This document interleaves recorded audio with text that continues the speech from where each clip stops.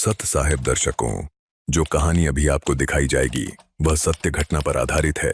ये कहानी उस महान शूरवीर राजकुमार की जिसने किसी जंगे मैदान में तलवारों से नहीं बल्कि अपने अडिग हौसलों से इतिहास रचा।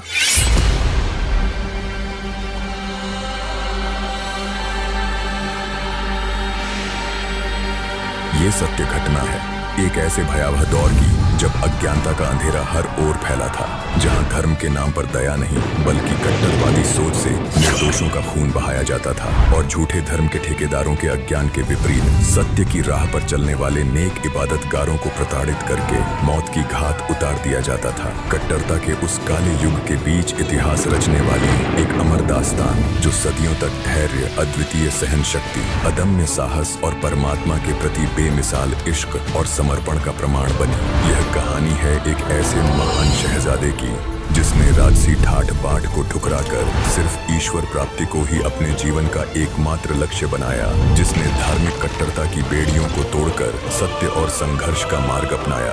यह दास्तान है एक अडिग ईमान और अल्लाह से बेपनाह इश्क करने वाले सच्चे आशिक की। ये सिर्फ एक कहानी नहीं, ये एक सत्य घटना है जो प्रत्यक्ष प्रमाण है भक्ति की शक्ति का, एक भक्त के विश्वास की जीत का। यह हर उस आत्मा के लिए एक बेमिसाल उदाहरण है जो परमात्मा प्राप्ति की राह में संघर्ष कर रहा है और सब कुछ समर्पित करने का हौसला रखता है। आइए अब देखते हैं अदम्य साहस की अमर गाथा, दास्ताने मंसूर अली।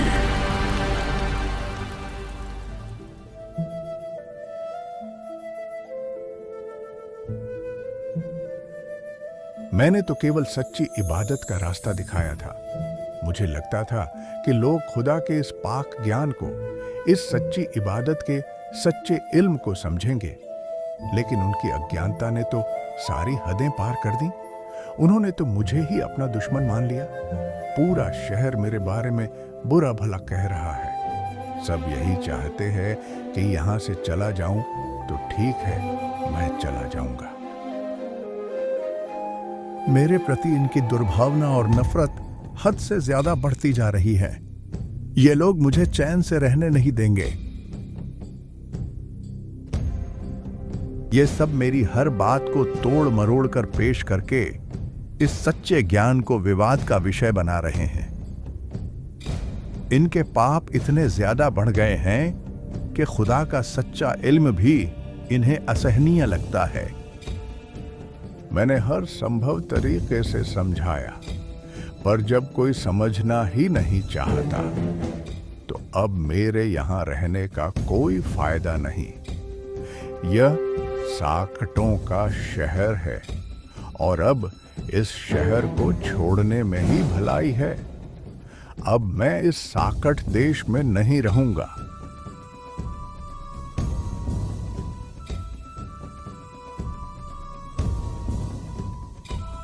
मेरे बस की बात नहीं रही मालिक।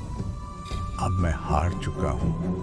मैं जा रहा हूं इस शहर को छोड़कर किसी ऐसी जगह जहां शायद तेरे इल्म की कद्र हो। लेकिन मैं अगर नाकाम रहा तो अब इन अंधों को तू ही रास्ता दिखा। ये तेरे ही बंदे हैं और तू इनका मालिक। जो तू चाहे वो कर। मैं चला और ये शहर अब तेरे हवाले। तेरे बंदे तू ही संभाल।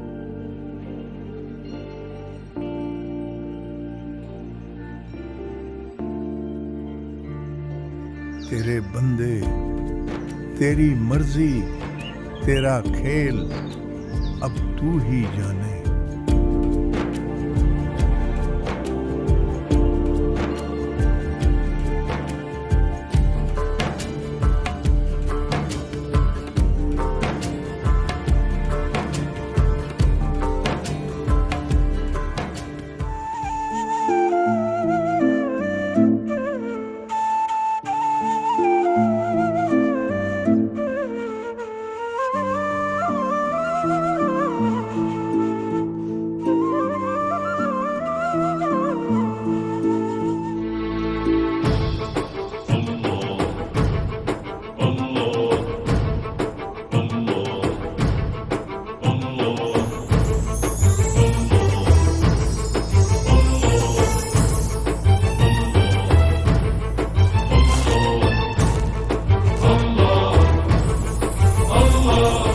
खुरासान, काबुल किला, बगदाद, बनारस एक, बलख और विलायत तक हम ही धारें भेष।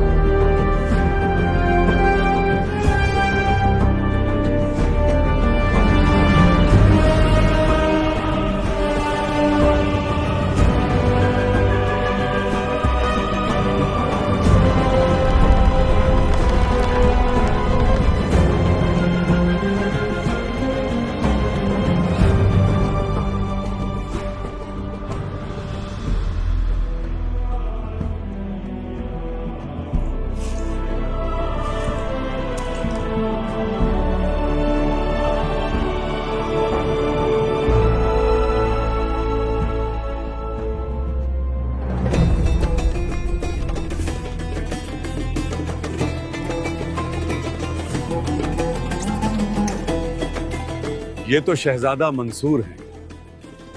राजकुमारों की शान भी देखी और इनकी मिसाल भी।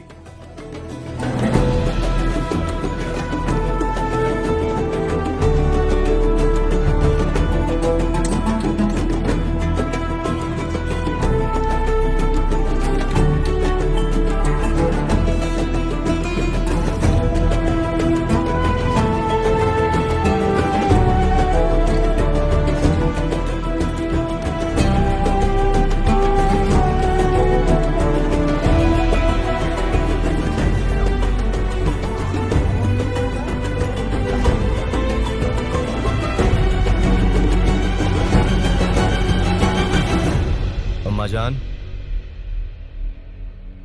सब खैरियत तो है? ये लंबी कतार किस चीज की है? शहजादे, ये कतार एक मटके पानी की है। 3 दिन से कुआं सूखा पड़ा है। तालाब का पानी भी पीने लायक नहीं। ये मसला तो इंतहाई संगीन है।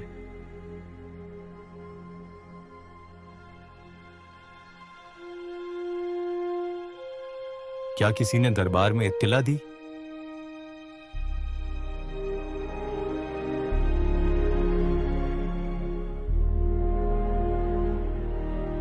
हुजूर, हमने कई बार हुक्मरानों तक बात पहुंचाई, मगर कोई सुनवाई नहीं हुई। लगता है हमारी आवाज महल तक नहीं जा रही। नहीं राजकुमार, ऐसा नहीं है।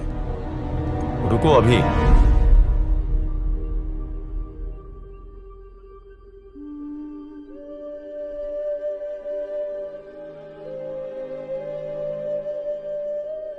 ये मेरे लिए बहुत अफसोस की बात है।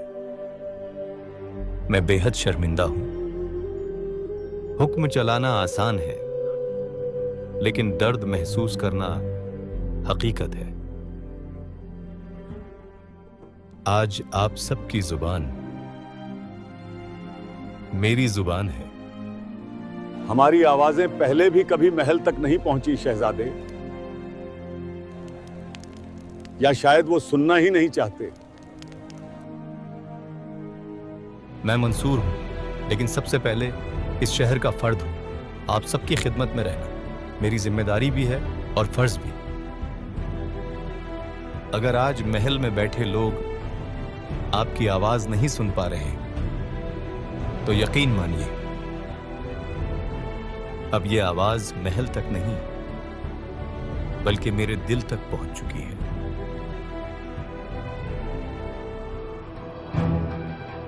मैं खुद इस पानी के मसले का हल निकालूंगा।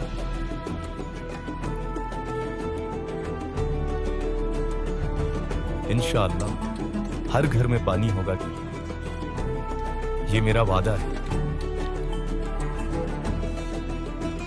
और एक शहजादे का वादा सिर्फ लफ्ज नहीं होते, पत्थर की लकीर होते हैं। अब तक तो हम बिना किसी उम्मीद के ही जी रहे थे हुजूर, लेकिन अब हमें यकीन है कि आपने कहा है तो अब पानी जरूर आएगा।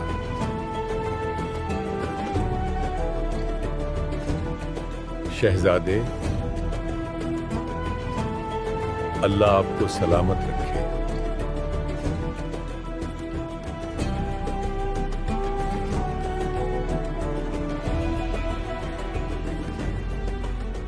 ठीक है चचा जान, मैं चलता हूं। किसी को किसी भी तरह की कोई समस्या हो या किसी भी व्यापारी को किसी भी तरह की मदद चाहिए तो इत्तला जरूर कीजिएगा।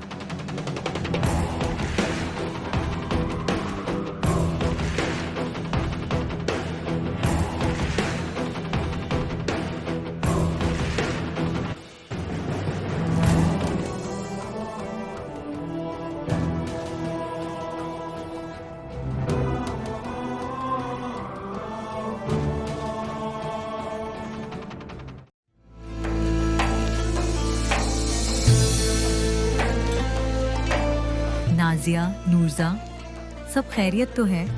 तुम दोनों कहाँ चली गई थी? मैंने तुम्हें बहुत याद किया।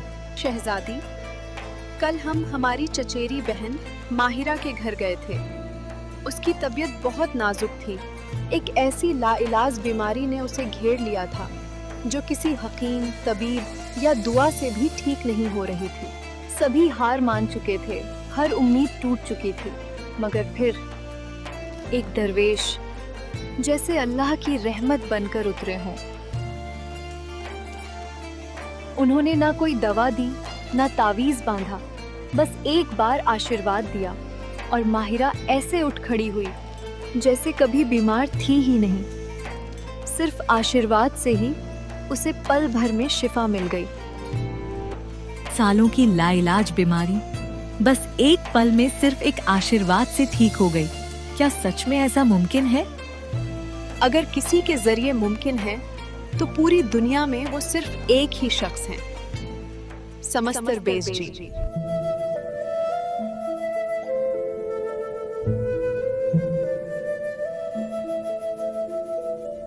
समस्तर बेज, ये नाम तो बहुत बार सुना है मगर कभी दीदार नहीं हुआ। वो कोई आम दरवेश या फकीर है या कोई रूहानी रहबर? नहीं शहजादी, वो ना तो महज फकीर है ना कोई आम दरवेश। लोग कहते हैं वो रूहानी इल्म वाले एक बहुत ही सिद्धि युक्त संत हैं। उनके चेहरे पर खुदा का नूर चमकता है। उनकी आध्यात्मिक शक्ति, दिव्य दृष्टि और चमत्कारी सिद्धियों को देखकर सब हैरान हैं। पूरे शहर भर में उनकी ही बातें हो रही हैं। माहिरा ने खुद हमें बताया कि समस्तर बेज जी कोई आम फकीर नहीं है, बल्कि सच्ची इबादत का इल्म देने वाले राजदार मुर्शिद हैं, रूहानी सफर के रहबर हैं। उन्हें देखकर ऐसा महसूस होता है जैसे खुदाई वजूद सामने हो। उनके लफ्जों में खुदा का नूर झलकता है, मानो खुद परवरदिगार उनके रूप में जमीन पर मौजूद है।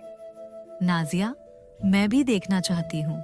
वे खुदाई वजूद कौन है जिनमें खुदा झलकता है? वो कहाँ रहते हैं? शहर की सरहद से कुछ ही दूर एक शांत बनी में उनका आश्रम है। वे वहीं मिलेंगे।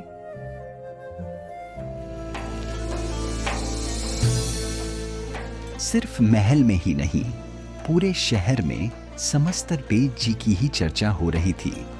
शहजादी शिमली समस्तर पेट जी की सिद्ध शक्ति, ज्ञान और दिव्य दृष्टि से इतनी प्रभावित हुई कि उनकी शिष्या बन गई। समस्तर पेट जी से प्राप्त मंत्र का वह दिन रात श्रद्धा और लगन से जाप करती थी।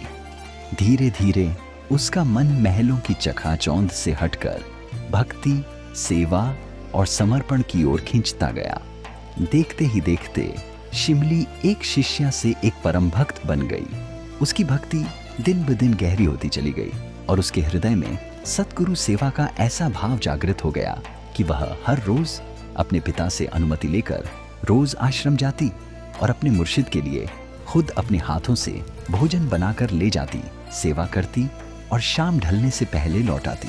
राजा भी अपनी बेटी के हृदय में ऐसी पवित्रता और अलौकिक समर्पण को देखकर उसे आश्रम में जाने से रोक नहीं पाते थे।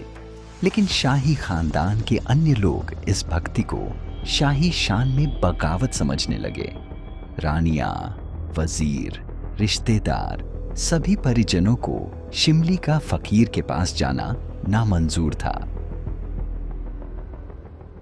मालिक आलम, आपकी सख्त मनाही के बावजूद शहजादी शिमली आज भी उस फकीर के पास खाना लेकर गई हैं। और कल जब आपने खाना नहीं ले जाने दिया तो वो खाली हाथ ही महल के पीछे के दरवाजे से चुपचाप चली गईं। क्या? या अल्लाह, क्या करूं इस लड़की का? पता नहीं इसकी इबादत का ये जुनून हमें किस अंजाम पर ले जाकर छोड़ेगा।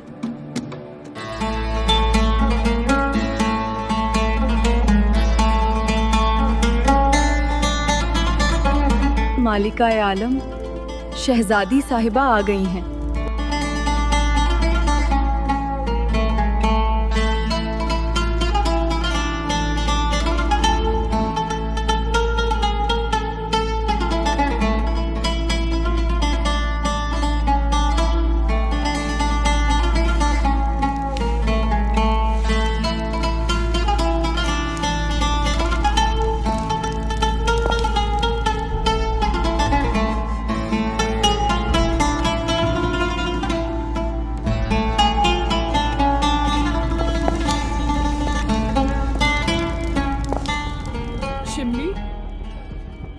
हमारी मनाही के बाद भी आप उस फकीर के आश्रम गई थी?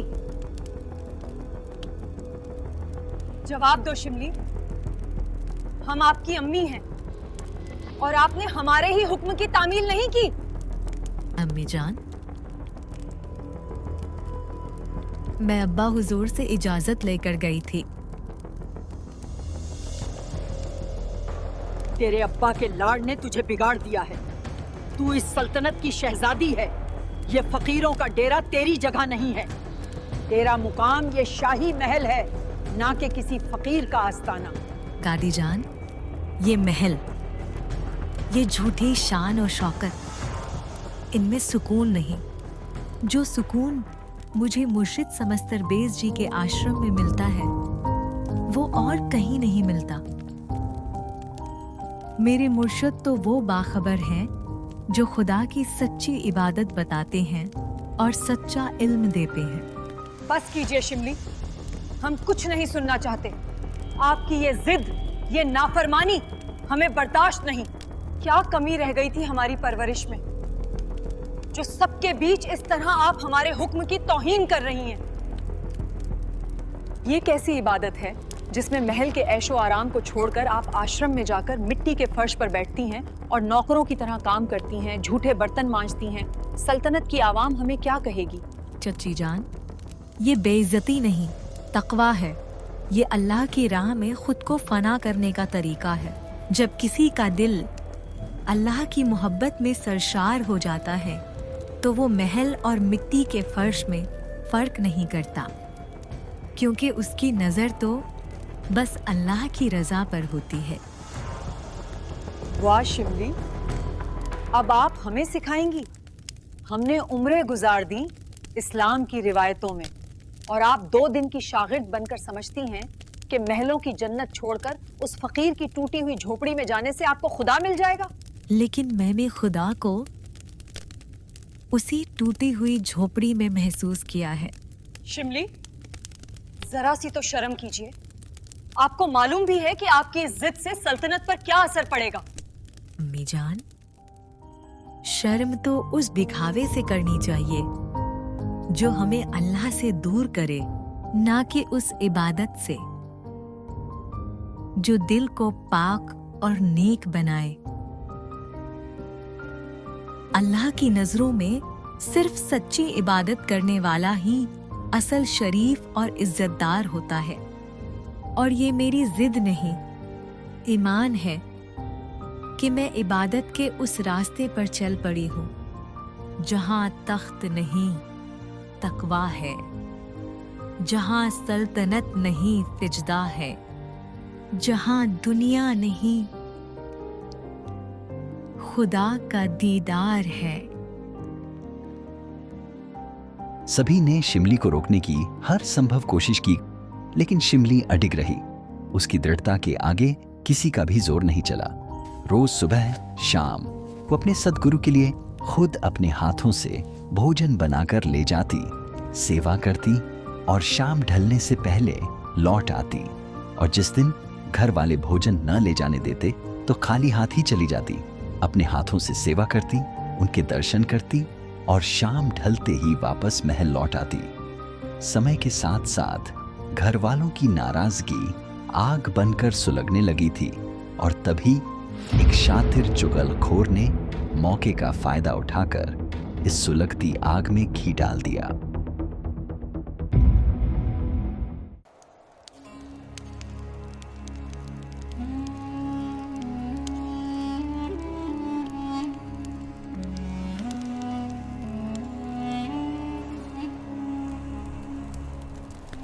क्या बात है शहजादे, आप कुछ परेशान लग रहे हैं। नहीं नहीं इरशाद, ऐसी कोई खास बात नहीं। जनाब, एक बात कहनी थी आपसे, कहने की हिम्मत नहीं होती, और दिल में रखूं तो ये ज़मीर गवाही नहीं देता। आखिर सल्तनत और इस शाही खानदान की इज्जत का सवाल है। हमने इस रियासत का नमक खाया है, इसलिए इस रियासत की इज्जत का फर्ज हमारा है। आखिर क्या बात है, क्या कहना चाहते हो? सीधे सीधे कहो।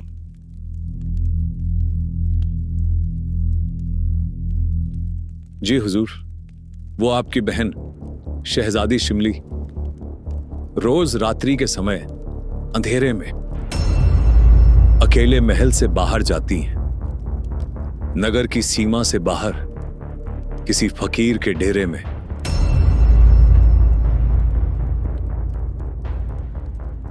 ये सब आपको कैसे बताऊं कि जब एक शहजादी शाही खानदान की बेटी अकेले महल से बाहर नगर की सीमा के बाहर किसी फकीर के गुमनाम डेरे में जाती है, वो भी रात के अंधेरे में,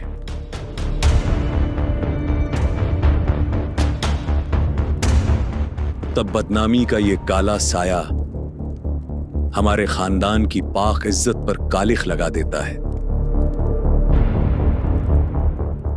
शहजादी की चर्चा पूरे शहर में आग की तरह फैल रही है। लोग न जाने क्या क्या बातें बना रहे हैं, फुसफुसाहटें अब शोर बन रही हैं। अगर ऐसा ही होता रहा तो आपके वालिद, हमारे बादशाह सलामत का सर भी शर्म से झुक जाएगा। यदि शहजादी को ना रोका गया तो वो दिन दूर नहीं जब हमारी रियासत, जिसका रुतबा दूर दूर तक फैला है, इसकी इज्जत पर कलंक लग जाएगा और खाक में मिल जाएगी आपकी बादशाही शान। अब आपको ही कुछ करना होगा शहजादे, इससे पहले कि बहुत देर हो जाए।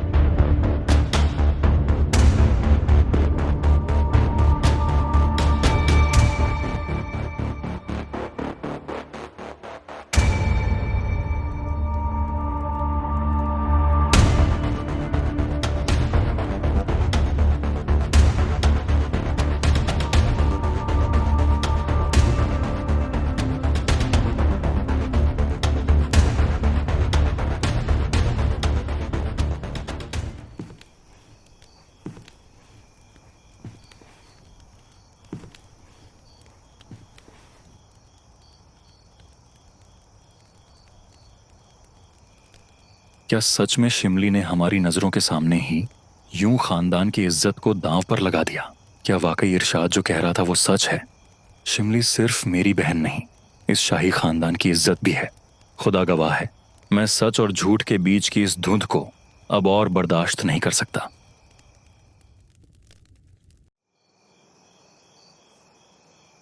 चुगलखोर इरशाद की कुटिल बातों से मंसूर का अशांत और बेचैन मन गहरे विचारों में खोया हुआ था। शिमली के लिए तरह तरह के सवाल मंसूर के मन में उठ ही रहे थे कि तभी अचानक उसकी नजर नीचे महल के मुख्य द्वार की ओर जाती हुई शिमली पर पड़ती है।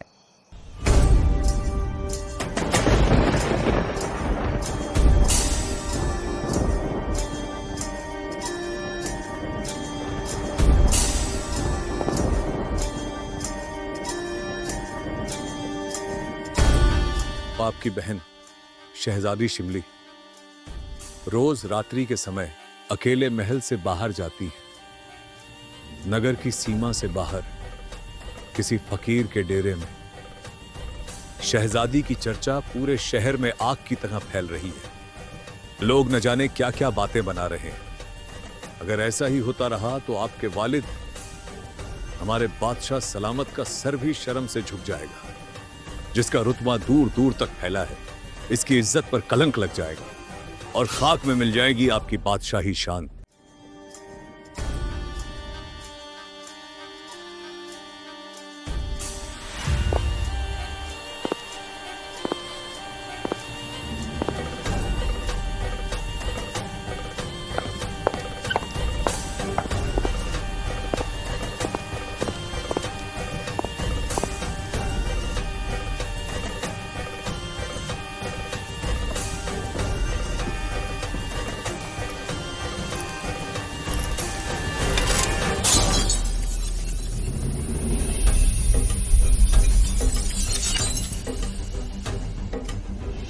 आज उस हकीकत से पर्दा उठ ही जाएगा जो अब तक मेरी रूह में शक बनकर चुभ रही है, और शिमली की इबादत का सच सामने आएगा। आज अपनी आंखों से देखूंगा उस फकीर के आश्रम में आखिर क्या होता है।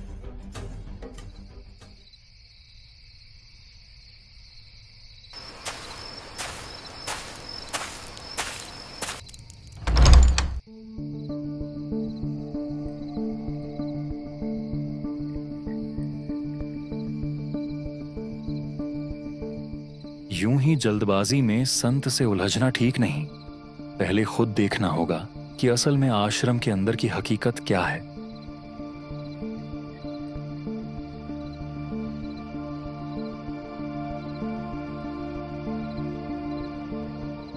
कहीं मेरी शंका बेबुनियाद निकली तो एक पाक इबादत गाह पर इल्जाम लगाना गुनाह होगा। बिना सबूत कुछ कहने से बहुत कुछ बुरा हो सकता है। ये फकीर बाहर से जितने शांत दिखते हैं, अंदर से उतनी ही गहरी रूहानी ताकतें रखते हैं, और कुछ फकीर वाकई खुदा के अजीज होते हैं।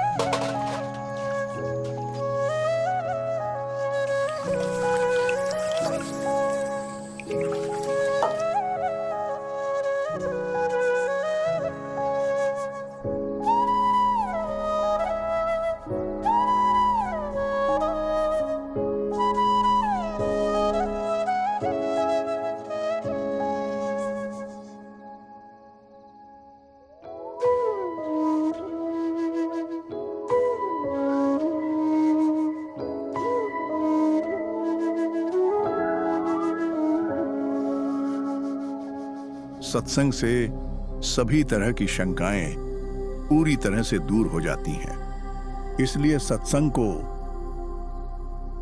बहुत ध्यान से सुनना चाहिए। दुनिया में विशेषकर 2 ताकतें हैं जो सब जीवों को प्रभावित कर रही हैं। एक रहमान, दूसरी शैतान।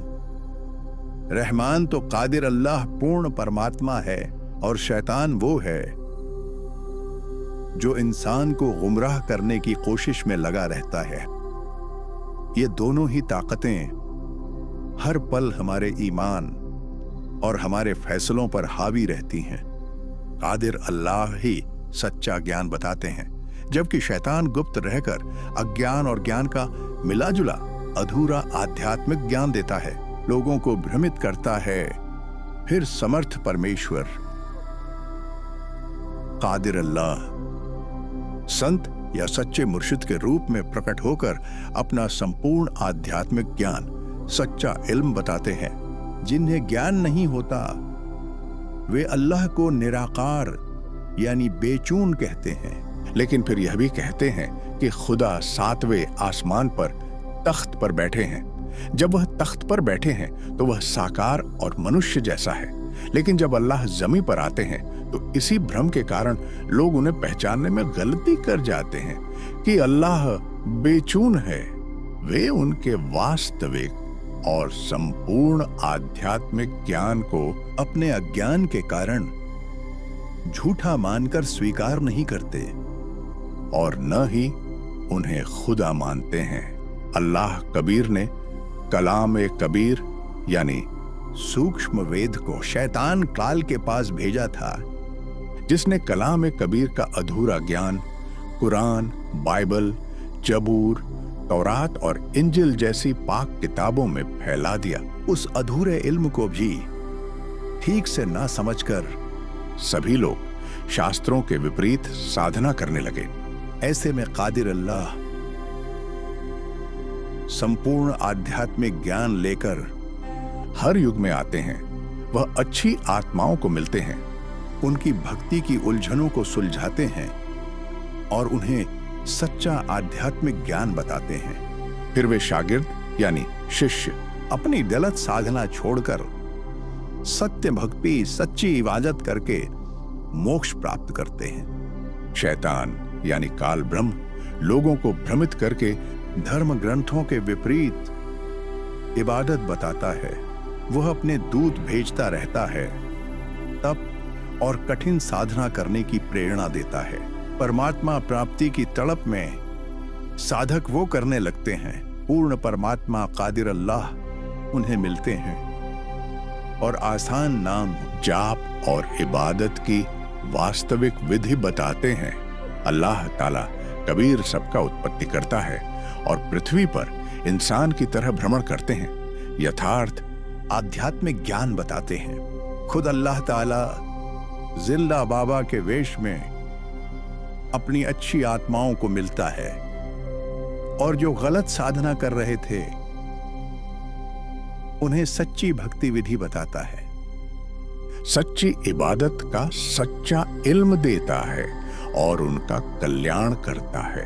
मैं भी पहले एक प्रसिद्ध मौलवी था। वही सर्वशक्तिमान कादिर अल्लाह कबीर जी अपने सिद्धांत अनुसार मुझे भी मिले थे जिंदा बाबा के भेष में। अल्लाह कबीर ने मुझे संपूर्ण अध्यात्म ज्ञान यानी सच्ची इबादत का इल्म समझाया। मुझे अल्लाहू अकबर यानी अपने ही बारे में समझाया। मुझे सतलोक दिखाया, सतलोक की सारी जानकारी दी और फिर वापस छोड़ा और अपनी सच्ची इबादत का सच्चा इल्म दिया और तब मैंने मौलवी पद त्याग दिया। फिर मैं भी सत्य साधना, सच्ची इबादत करने लगा। अल्लाह ने मुझे केवल एक मंत्र दिया जो मैं तुम्हें जाप करने को देता हूं। इस तरह समस्तर बेद जी ने 2 घंटे तक सत्संग सुनाया और गूढ़ आध्यात्मिक ज्ञान समझाया, सतलोक की पूरी जानकारी दी और सच्ची इबादत के बारे में गहराई से बताया। मंसूर ने ऐसा सत्संग पहले कभी नहीं सुना था। वो खामियों की तलाश में आया था, मगर यहाँ तो सिर्फ पाकीज़गी थी। समस्तर बेद जी के हर शब्द में रूह को झकझोरने वाली सच्चाई थी। वो जो सुन रहा था वो महज लफ्ज नहीं थे, वो तो सदियों की तलब के जवाब थे जो हकीकत बनकर मंसूर की इस रूह के वजूद से टकरा गए, जो खुदा के लिए जन्मों से भटकती रही थी। मंसूर सिर्फ सुन नहीं रहा था, वो अपने अंदर किसी और अंदरूनी रूहानी एहसास को महसूस कर रहा था, जैसे अंदर से ही उसके दिल की कोई आवाज उससे कह रही हो, ये इल्म अब तक कहां कोई और दे सका। नजरों पर पड़ा पर्दा हटाकर देखूं तो शायद ये वही खुदा है जिसे मैं जन्मों से ढूंढता रहा, जो मिलकर भी मुझे ना मिला, अब खुद मुझे अपनी राह दिखाने आया है।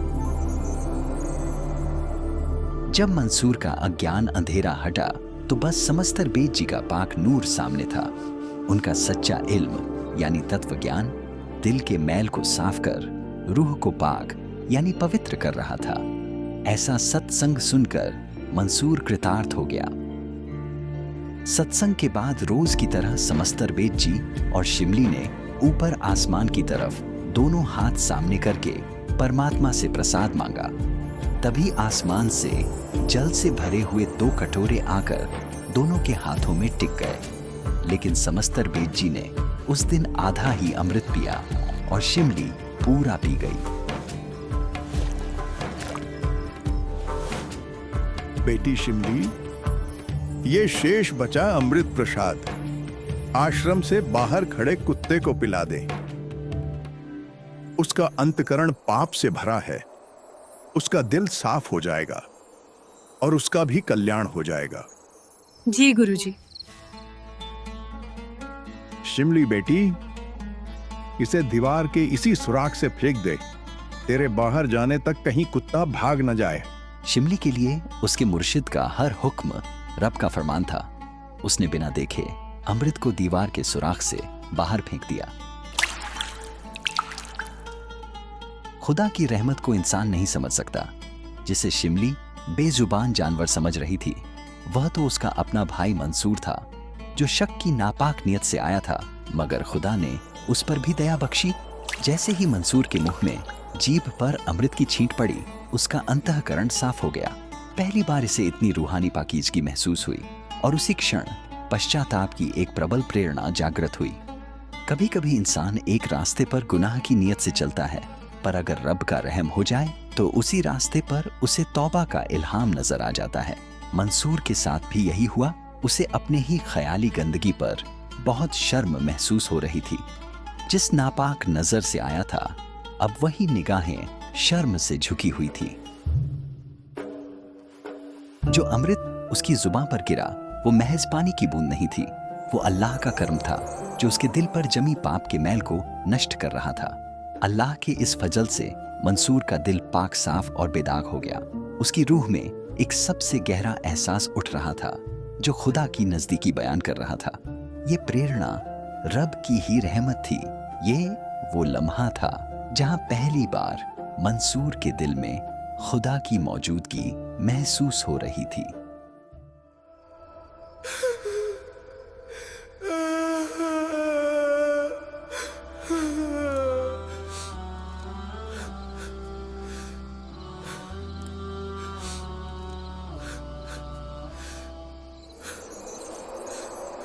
या अल्लाह, मैंने ये क्या किया?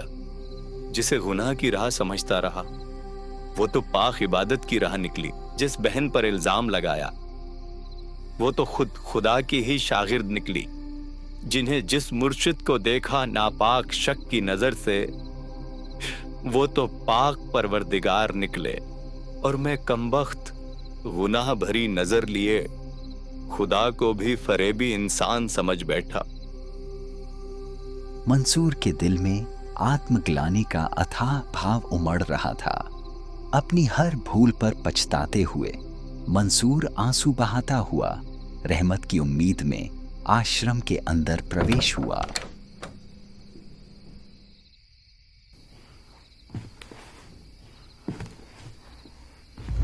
या अल्लाह, भाईजान यहाँ कैसे?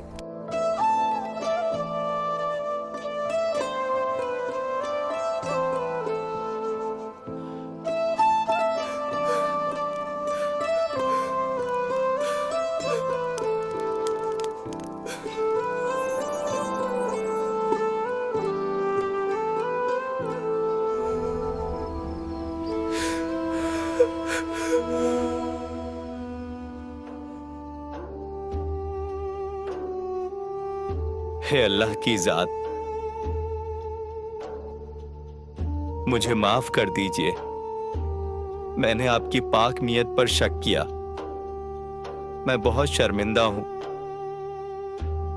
हे अल्लाह की जात, मुझे माफ कर दीजिए।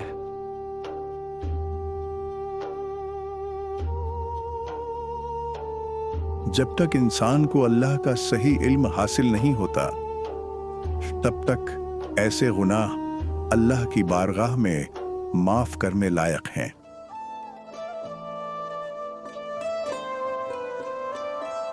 जिसे कभी सच्चा इल्म ही न मिला हो, अल्लाह ऐसे गुनाहगार को उसकी नीयत से देखता है, उसके गुनाहों से नहीं।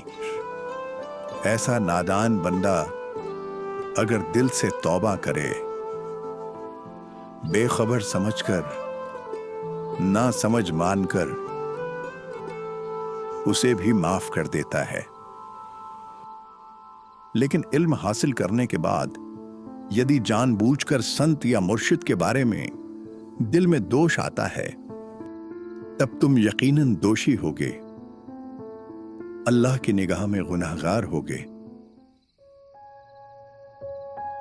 जिस रहमत से समस्तर बेद जी ने मंसूर को माफ किया, उसमें सिर्फ माफी नहीं थी, वहां उनकी पाक मोहब्बत थी, जिसमें हिदायत भरा खुदा का फजल और रहमत भी शामिल थी। समस्तर बेद जी ने मंसूर को काफी देर सत्संग सुनाया। मंसूर ने एक एक वचन बहुत ध्यान से सुना। वो प्रत्येक वचन उसके अंतःकरण में जाकर समा गया। ज्ञान सुनने के बाद मंसूर के दिल में बस एक ही सच्ची तलब जगी, ऐसे खुदाई वजूद मुर्शिद का शागिर्द बनकर सच्ची इबादत हासिल करने की तलब।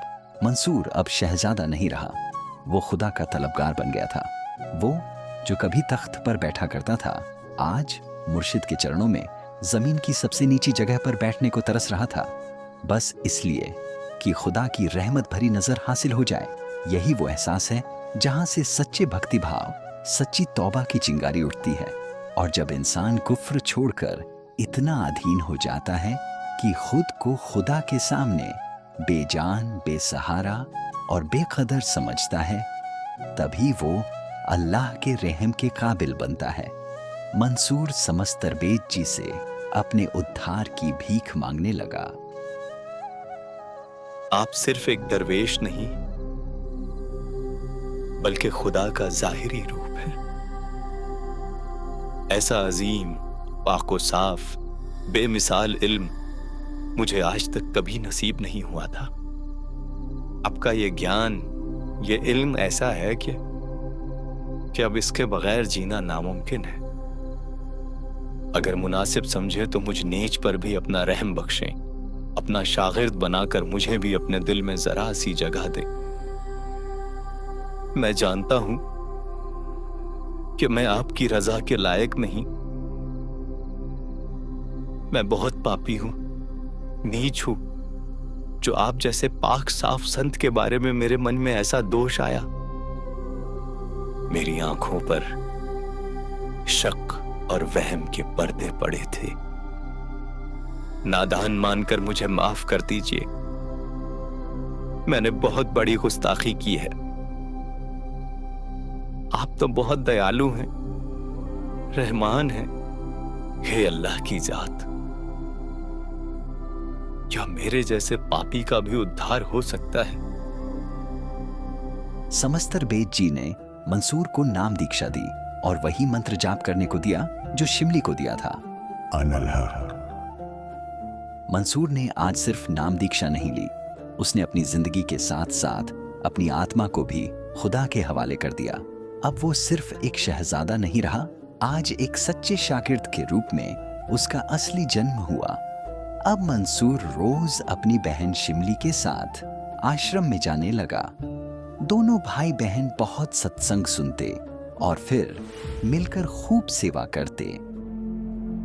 मौला या सल्ली व सल्लिम दाइमन अबदन अला हबीबिका खैरिल खल्क़ि कुल्लिहिम। मौला या सल्ली व सल्लिम दाइमन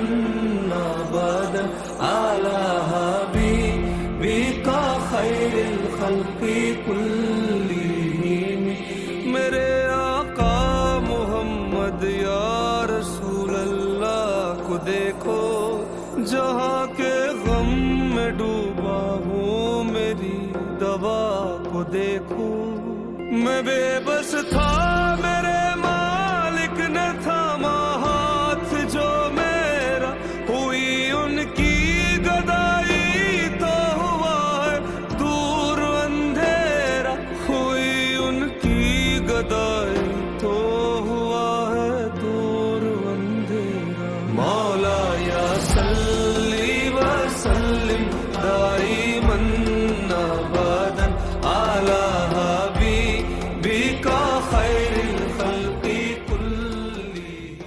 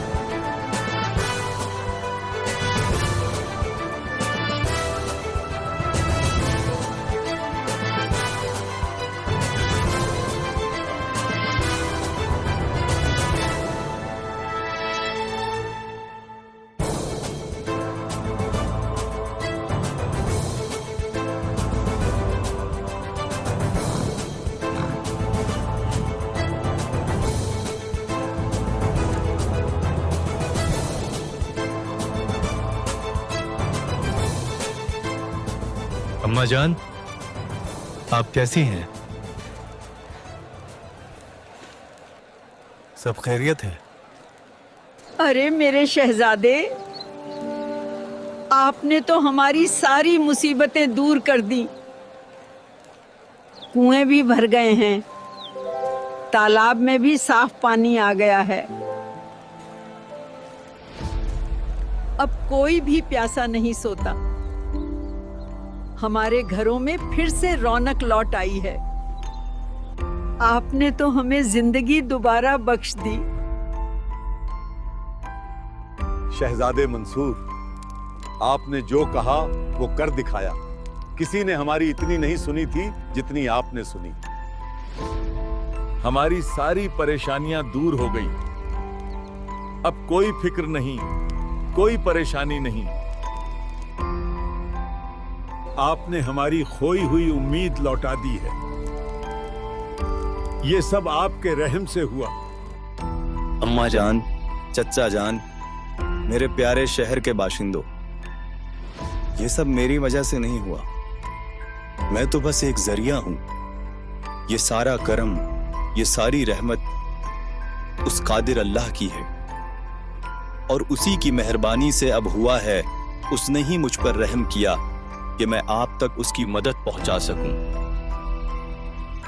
आप सब भी उस अल्लाह की सच्ची इबादत कीजिए ताकि भविष्य में कभी कोई परेशानी ना आए। जो काम कोई राजा भी नहीं कर सकता, वो काम भी वो कादिर अल्लाह ही कर सकता है। और क्या आप जानते हैं, वो बेचू नहीं है, वो दिखाई देता है। वो साकार है, सहशरीर है। उसका नाम अल्लाह कबीर है। माफ करना शहजादे, ये आप क्या कह रहे हैं?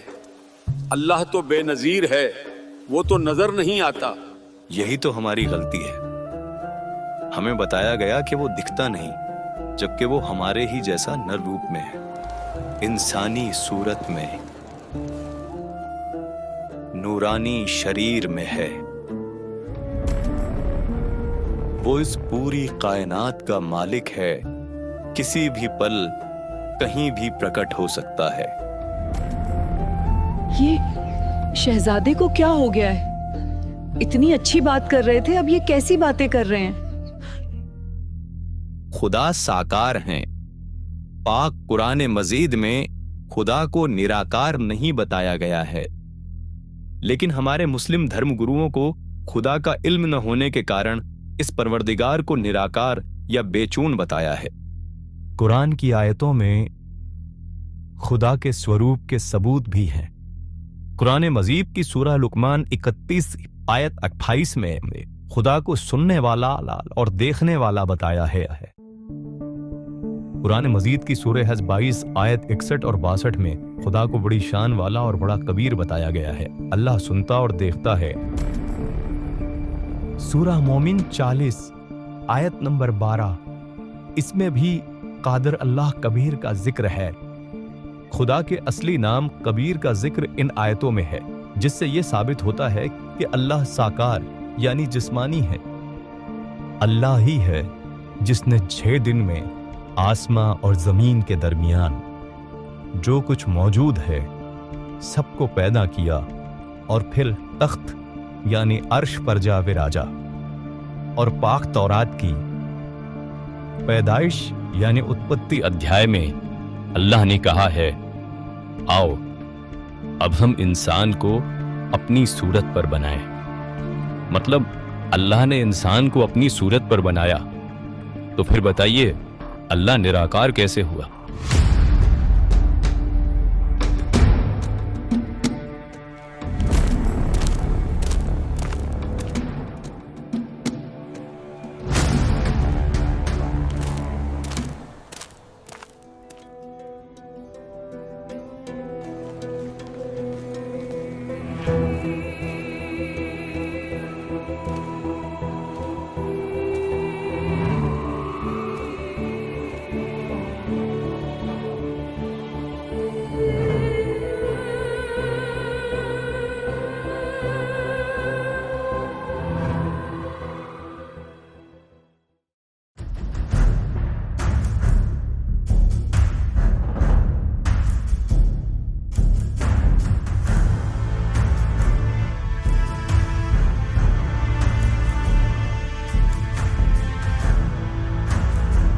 ये 5 वक्त की नमाज, ये अल्लाह के लिए भूखा प्यासा रहना, रोजा रखना, ये सिर्फ ज़ब्ते नफ्स नहीं, ये खुद को पाक करके रूह के साथ साथ खुद के जिस्म को अल्लाह की राह में लगाने का सबसे आसान जरिया है।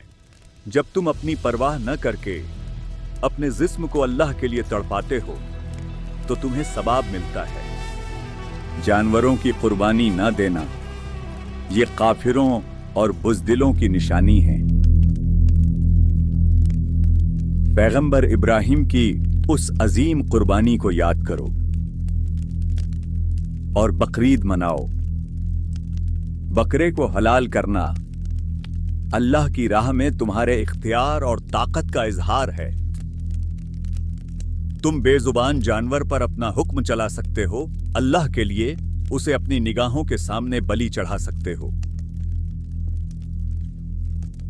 इससे उसकी रूह जन्नत में जाएगी और फिर उसका गोश्त खाने से तुम्हें सवाब मिलेगा। हलाल जानवरों का गोश्त खाना अल्लाह की नीमतों में से एक है, तुम्हें सवाब मिलेगा। मगर याद रखो, कुर्बानी से तुम्हारी रूह में इतना ईमान बैठ जाना चाहिए जिस तरह तुम अल्लाह के नाम पर एक बेजुबान को बेझिझक कुर्बान करते हो, उसी तरह बिना किसी जज्बात के अल्लाह के दुश्मनों का भी यही अंजाम दे सकें।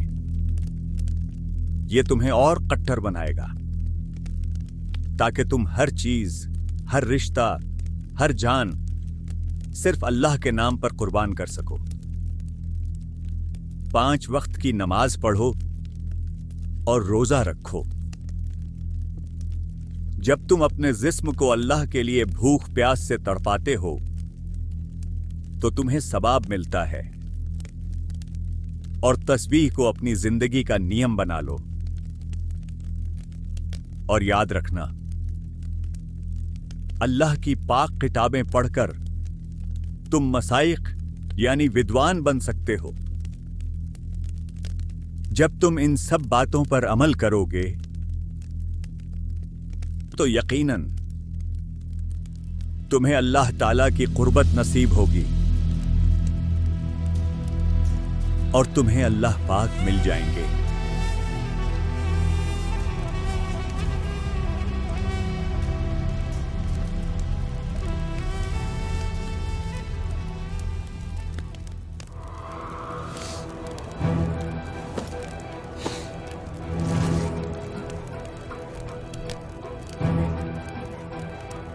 ऐ काजी,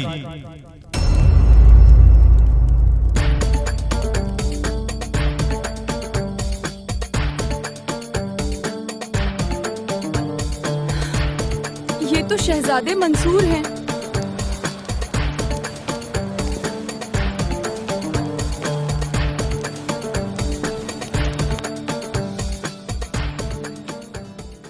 रोजा रखकर भूखा मरने से खुदा नहीं मिलेगा।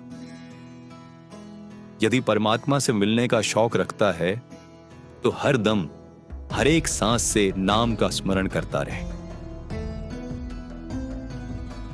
सिर्फ शरीर की पवित्रता से मोक्ष कैसे मिलेगा? सिर्फ वजू से यानी पानी से नहा लेने से मोक्ष नहीं है। अल्लाह के सच्चे नाम के जाप से मोक्ष होगा। इसलिए ये पूजा यानी ये भ्रम का घड़ा फोड़ दें। सच्चे नाम के जाप की शराब पीता जा, अल्लाह के नाम का नशा कर, परमात्मा से इश्क कर। न तो रोजा रख कर भूखा मर, न मस्जिद में सिजदा कर। खुदा तो तेरे दिल में रहता है। पहले इश्क की झाड़ू से इस दिल को साफ कर। ये ईर्ष्या की धूल, ये दुई, इसे फूंक कर उड़ा दे। ऐ काजी, किसी से ईर्ष्या न कर, भक्ति कर। ये माला, ये तस्बीह जो धागे में डाल रखी है, इसे तोड़ दें और मन की माला जप। इन किताबों को पानी में बहा दे।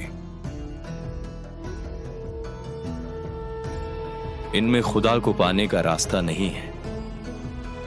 तू विद्वान या मसाइक बनकर क्या करेगा? मजीखत को जला डाल, इस अहंकार का नाश कर। अल्लाह से डर। मांस का निवाला मत खा, ये कुफर का है, ये पाप का निवाला है। अनल हक नाम हकीकत में सत्य है, हक है, सत्य है। यही सच्चा मंत्र बोलता जा, यही कलमा सुनाता जा। अगर है शौक अल्लाह से मिलने का तो हर दम नाम लो लगाता जा। अगर है शौक अल्लाह से मिलने का तो हर दम नाम लो लगाता जा। न रख रोजा न मर भूखा, न मस्जिद जाना कर सजदा। वजू का तोड़ दे कूदा, शराबे नाम पीता जा। वजू का तोड़ दे कूदा, शराबे नाम पीता जा। अगर है शौक अल्लाह से मिलने का तो हर दम नाम लो लगाता जा। पकड़ कर इश्क का झाड़ू सफा कर दिल के हुजरे को। पकड़ कर इश्क का झाड़ू सफा कर दिल के हुजरे को। दुई की धूल रख सर पर मुसल्ले पर उड़ाता जा। अगर है शौक अल्लाह से मिलने का तो हर दम नाम लो लगाता जा। अगर है शौक अल्लाह से मिलने का हर दम नाम लो लगाता जा। धागा तोड़ दे तस्बीह किताबें डाल पानी में। मसाइक बनकर क्या करना, मजीखत को जलाता जा। अगर है शौक अल्लाह से मिलने का तो हर दम नाम लो लगाता जा। अगर है शौक अल्लाह से मिलने का तो हर दम नाम लो लगाता जा। कै मंसूर काजी से निवाला कुफर का मत खा, अनल हक नाम बरहक है, यही कलमा सुनाता जा। अगर है शौक अला से मिलने का, तो हर दम नाम लो लगाता जा। अगर है शौक अला से मिलने का, हर दम नाम लो लगाता जा। ये शहजादे मंसूर क्या कह रहे हैं? अरे ये कैसी बातें कर रहे हैं? अनल हक, ये कैसा कलमा है? अरे शहजादा मुर्शिद समस्तरबेज जी का शागिर्द बन गया है तो यकीनन अब इसकी जुबान से ऐसी ही बातें निकलेंगी जो दीन के खिलाफ हों। सही फरमाया आपने। अरे छोड़िए जनाब, ये तो शहजादा है, इसे भला कौन समझाएगा? ये महलों में ऐशो आराम से रहने वाले क्या जाने इबादत क्या होती है। इन सब बातों को समझने के लिए आपकी उम्र अभी बहुत छोटी है शहजादे, और आपने अभी जिंदगी का बहुत थोड़ा सा हिस्सा ही गुजारा है। आपने अभी सवाल करना सीखा है और हमने लोगों को इबादत की राह दिखाते दिखाते जिंदगी गुजार दी है। इल्म कभी उम्र का मोहताज नहीं होता काजी साहब। बेशक आपने आज तक बहुत से लोगों को इबादत की राह दिखाई है, लेकिन क्या कभी आपने इस बात पर गौर किया है कि वो राह वाकई सही मंजिल तक जाती भी है या नहीं? अरे जाओ जाओ, अपने महलों में जाकर सियासत संभालो, इबादत पर सवाल उठाने चले हैं। क्या ये कोई बच्चों का खेल है?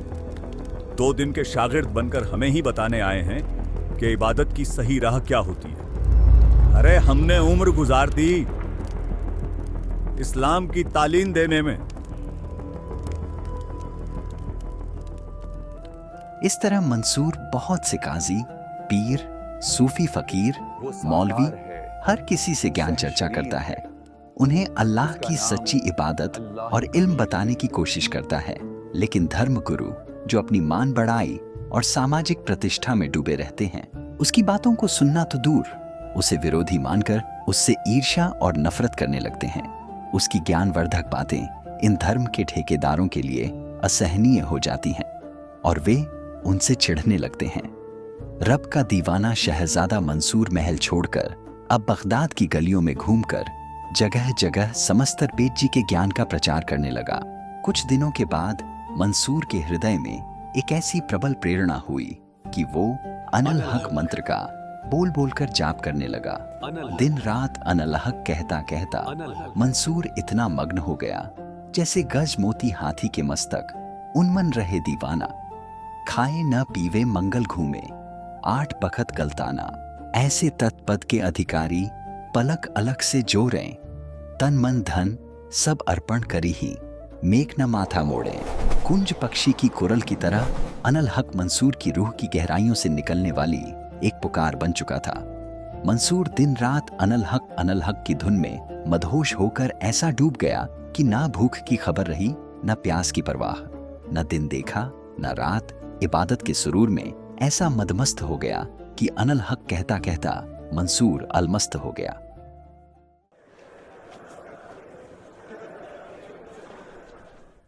शहजादे, ये क्या हाल बना रखा है आपने? एक शाही राजकुमार होते हुए भी महलों का ऐशो आराम और शान व शौकत सब कुछ ठुकराकर गलियों में फकीरों की तरह क्यों भटकते फिरते हैं? अब मेरा नाता किसी राजसी सत्ता से नहीं, बल्कि उस पूर्ण ब्रह्म परमात्मा से जुड़ गया है जिसकी सत्ता सबके ऊपर है। मंसूर की हर सांस अब इबादत में मसरूफ थी, हर धड़कन अनल हक की माला। लोगों को इबादत का ये तरीका समझ नहीं आया, जिस कारण से काजी मौलाना और उनके कुछ साथी मंसूर का विरोध करने लगे। उन्होंने उसे क्या कुछ नहीं कहा, मगर मंसूर का एक ही उद्देश्य था, प्रेम में डूबकर परमात्मा को पा लेना। अनल हक एक मंत्र, एक पुकार थी जो हर पल उसके दिल में गूंजती रही। लेकिन मंसूर की ये दीवानगी धर्म के सौदागरों के लिए कयामत बन गई थी। आज की ये मजलिस कोई आम बैठक नहीं है। आज हम यहाँ जिस मकसद से इकट्ठा हुए हैं वो किसी से छुपा नहीं है। इस मुल्क के शहजादे मंसूर की हरकतें अब बर्दाश्त के बाहर हो चुकी हैं। अब ये वक्त खामोश बैठने का नहीं है। हम यहाँ इकट्ठा हुए हैं ताकि एक साथ मिलकर इसे जड़ से मिटाने की कोई राह तलाश सकें। ये हम सभी की जिम्मेदारी है कि अब हमें साथ मिलकर यह तय करना है कि किस तरह हम इस कमबख्त को अपने रास्ते से हटाएं। इसकी देखा देखी अगर लोग सीधे कुरान हदीस का हवाला देकर बहस करने लगेंगे तो हमारी क्या इज्जत रह जाएगी? फिर कौन हमें आलिम विद्वान मानेगा? देखिए, सीधी सी बात है, यह मंसूर हमारी दुकानों पर ताले लगवाना चाहता है, हमारी दीनी तिजारत को बंद करवाना चाहता है। इमाम साहब, ये मंसूर नाम का कीड़ा अब हद से आगे बढ़ रहा है। अरे इसे उस समस्तरबेज ने सिखा पढ़ाकर भेजा है। दीन की गहराई तक पहुंचने के लिए सदियां लग जाती हैं, कितनी नस्लें खप जाती हैं। और हम तो खैर पैदाइशी ही दीनदार हैं। ये हमारी क्या होड़ करेगा? और एक शहजादा होने के बावजूद ये महल की जगह गलियों में अनल हक कहता हुआ पागलों की तरह घूमता फिरता है। कौन मानेगा इस सिरफिरे की बात? कौन सुनेगा इसका इल्म? लेकिन इमाम साहब, कुछ लोग उसकी बातें सुन रहे हैं। वो कहता है कि दीन में सहूलियत है और मजहब के सभी ठेकेदारों ने इसे मुश्किल बना दिया है। इनका बताया हुआ अल्लाह को पाने का रास्ता गलत है। इस रास्ते पर चलकर कभी अल्लाह नहीं मिल सकता। जिस सच्ची राह का इल्म इन मजहब के ठेकेदारों को भी नहीं, वो सच्चा इल्म और अल्लाह को पाने की सच्ची राह सिर्फ मेरे मुर्शिद समस्तरबेज जी के पास है। ये सब कहकर मंसूर को हमसे दूर करना चाहता है। तो शहजादे की नजर में सिर्फ एक समस्तरबेज ही बाखबर है, बाकी हम सबको क्या ये जाहिल समझता है? अगर लोग इसकी मानने लगें तो फिर हमारी इज्जत कौन करेगा? कौन हमें इमाम साहब बुलाएगा? कुछ करो, इसका कोई तो हल निकालो। ये कमबख्त मंसूर बेखौफ गलियों में अनल हक कहता घूमता है। ये हमारी इबादत के तरीके और हमारे कायदों पर सरेआम सवाल उठा रहा है। जनता में उसका इल्म और उसकी इबादत की ये दीवानगी यूं ही फैलती रही तो हमारी इज्जत, हमारा रुतबा, हमारी दौलत, शोहरत सब मिट्टी में मिल जाएगी। इसे चुप कराना होगा, कुछ भी करके इसे रास्ते से हटाना ही होगा, वरना ये एक दिन हम सबको अपने रास्ते से हटा देगा। जिस जुबान से उसने हमारे खिलाफ बगावत की है वो जुबान ही काट देंगे। उसने हमारी सदियों पुरानी बुनियादें हिला डाली, हम इस जमीन से उसका नामो निशान ही मिटा देंगे। खत्म कर देंगे उस मंसूर को।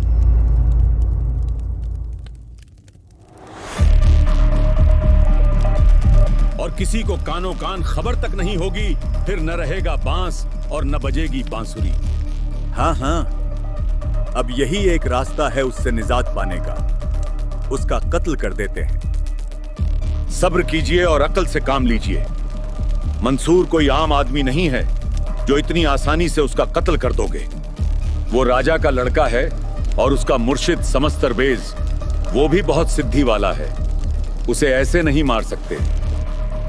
हमें बहुत सोच समझकर कदम उठाना होगा ताकि सांप भी मर जाए और लाठी भी न टूटे। मंसूर भले ही राजा का बेटा है, लेकिन है तो वो इंसान ही, कोई फरिश्ता तो नहीं। इल्म से ना सही, लेकिन उसका वो अनल हक जिसे वो बार बार कहता फिरता है, बेशक वो सिर्फ एक मंत्र है बिना अर्थ का। हम उसे ही उसकी कब्र का फंदा बना देंगे।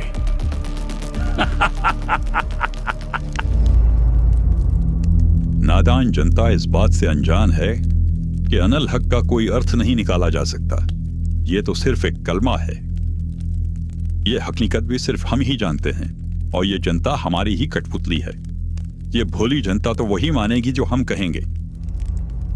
हम सब मिलकर पूरी जनता को मंसूर के खिलाफ कर देंगे, सभी को गुमराह कर देंगे। पूरे शहर में शोर मचा दो और पूरे बगदाद की आवाम में वहम फैला दो कि मंसूर ने अनल हक कहकर खुद को अल्लाह ठहराया है। यह सबसे बड़ा गुनाह है, कुफ्र है। हम हर मस्जिद, हर गली, हर चौराहे पर यह अफवाह फैला देंगे। फिर जनता खुद राजा से उसकी सजा की मांग करेगी। जनता खुद उसे कुचल देगी और हमारी गद्दी सलामत रहेगी।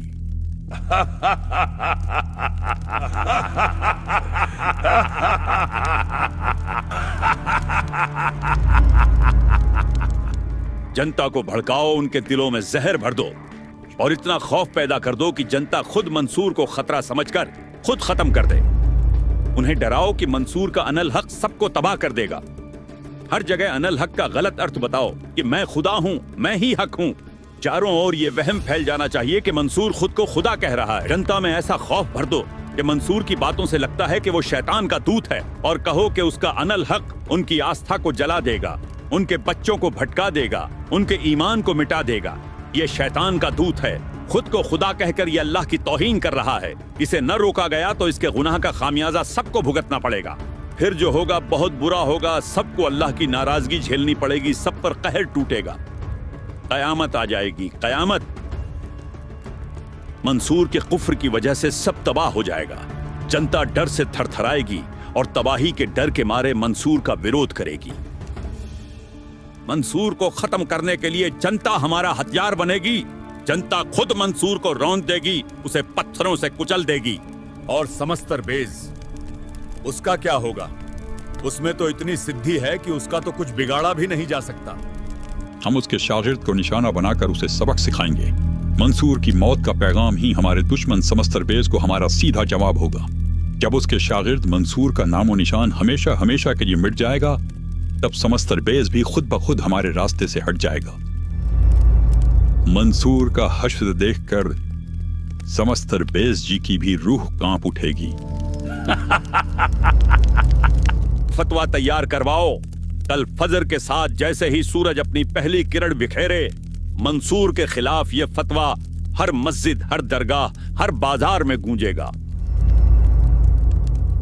हर जुबां पर एक ही बात होनी चाहिए, मंसूर अनल हक, यानी खुद को खुदा कहकर सबसे बड़ा कुफ्र कह रहा है, खुद को अल्लाह ठहरा रहा है। उसे सख्त से सख्त सजा मिलनी चाहिए।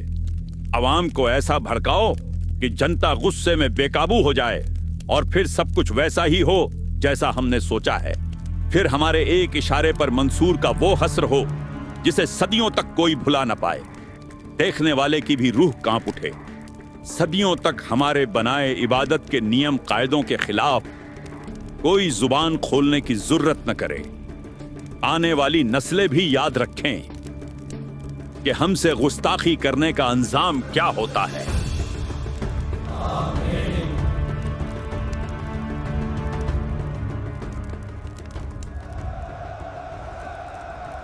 ए लोगों,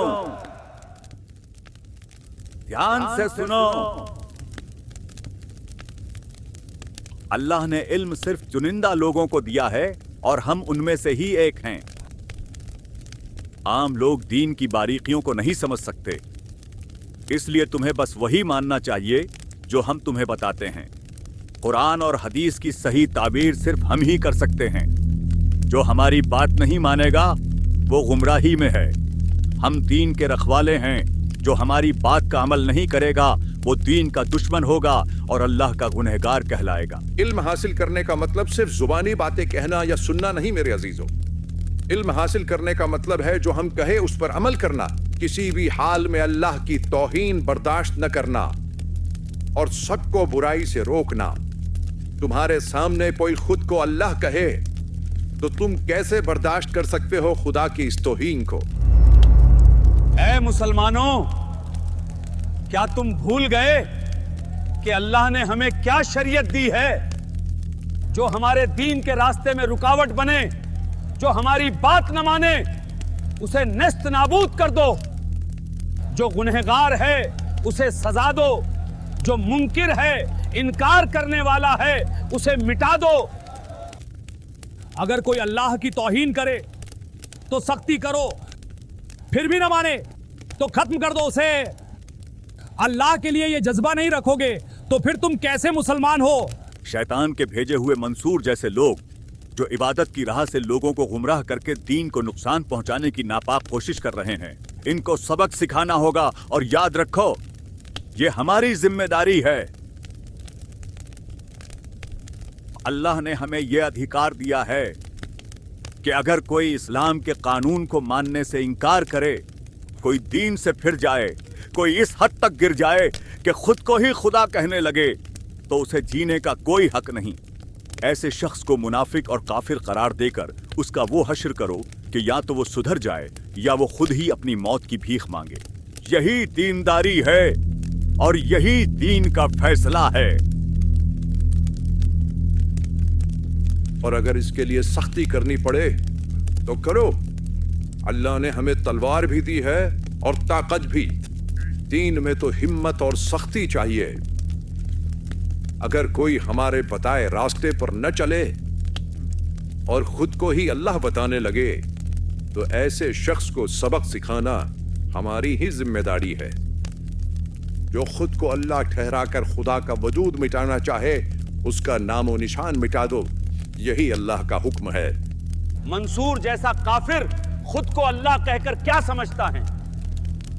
क्या मजहब मजाक है? जो इस्लाम की रिवायतें और कानून नहीं मानता, खुद को ही अल्लाह मानता है, वो काफिर है। और काफिरों के साथ कैसा सुलूक करना चाहिए ये अल्लाह ने हमें सिखाया है। अगर इसके लिए किसी की गर्दन भी काटनी पड़े तो काट देंगे।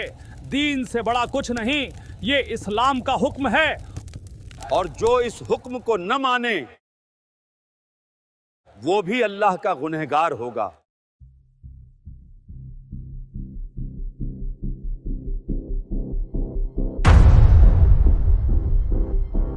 हुजूर, बाहर अवाम का एक बड़ा हुजूम इकट्ठा हो गया है। मंसूर मुर्दाबाद, मंसूर मुर्दाबाद।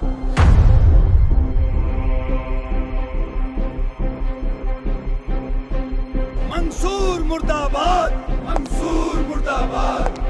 अल्लाह की तौहीन नहीं सहेंगे, नहीं सहेंगे, नहीं सहेंगे।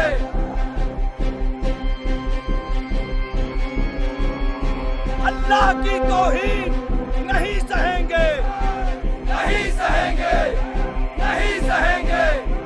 दीन के दुश्मन को फना करो, फना करो, फना करो।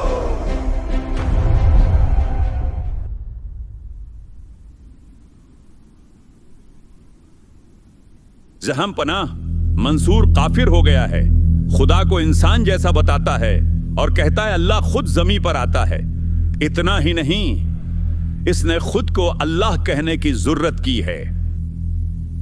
यह खुदा की तौहीन है, यह दीन की बेअदबी है और यह इस्लाम के सीने में खंजर घोंपने जैसा है। इसलिए हम सभी आपके पास आए हैं। अवाम में भी गुस्से की आग है। हम अल्लाह की बेअदबी बर्दाश्त नहीं करेंगे। मंसूर को सजा दी जाए या उसका अनल हक कहना बंद कराया जाए।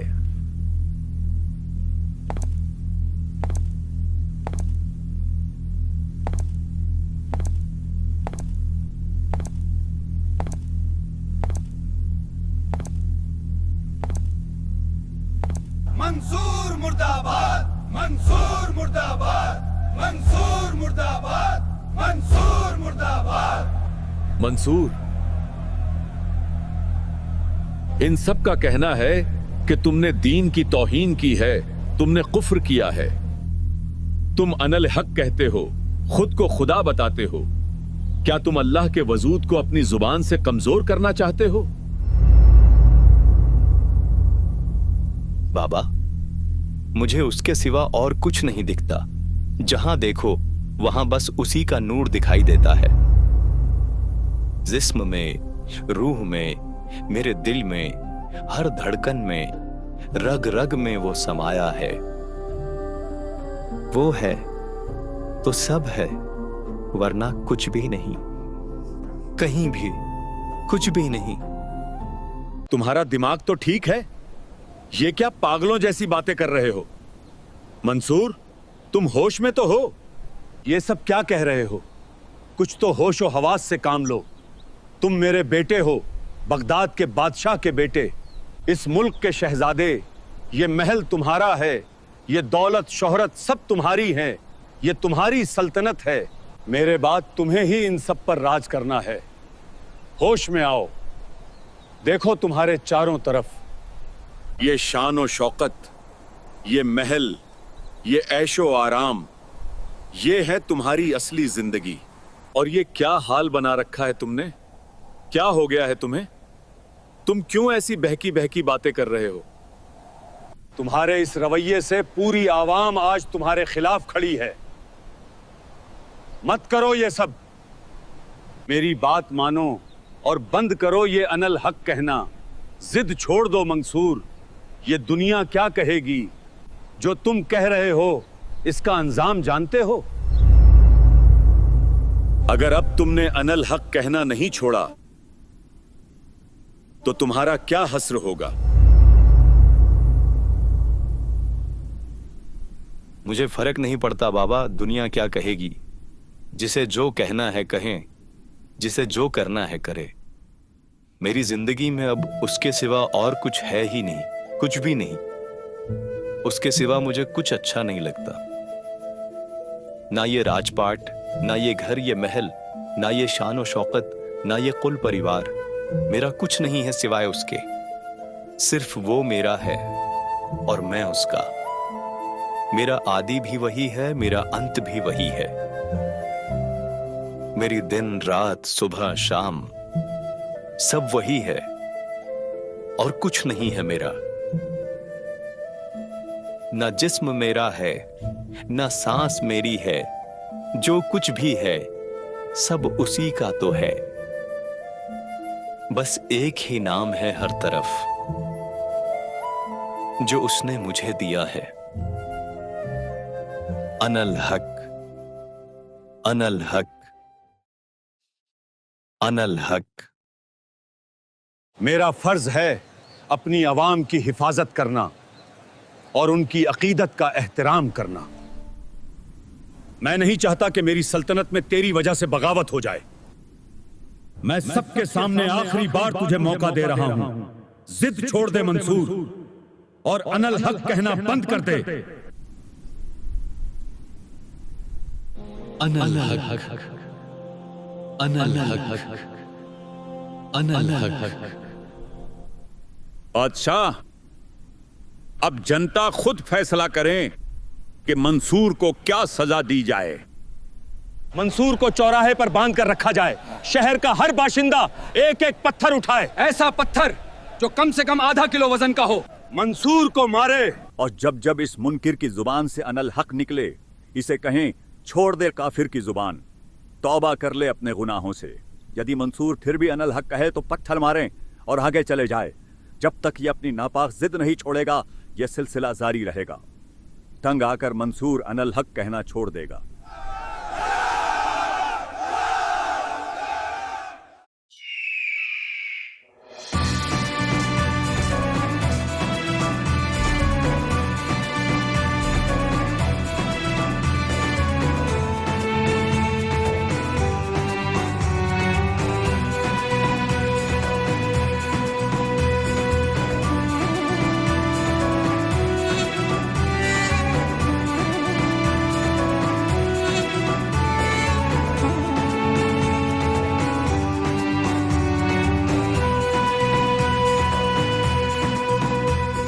शहर वालों, दीन के गद्दार, अल्लाह के मुनकिर शहजादे मंसूर को आज सबके सामने उसके गुनाहों की सजा दी जाएगी।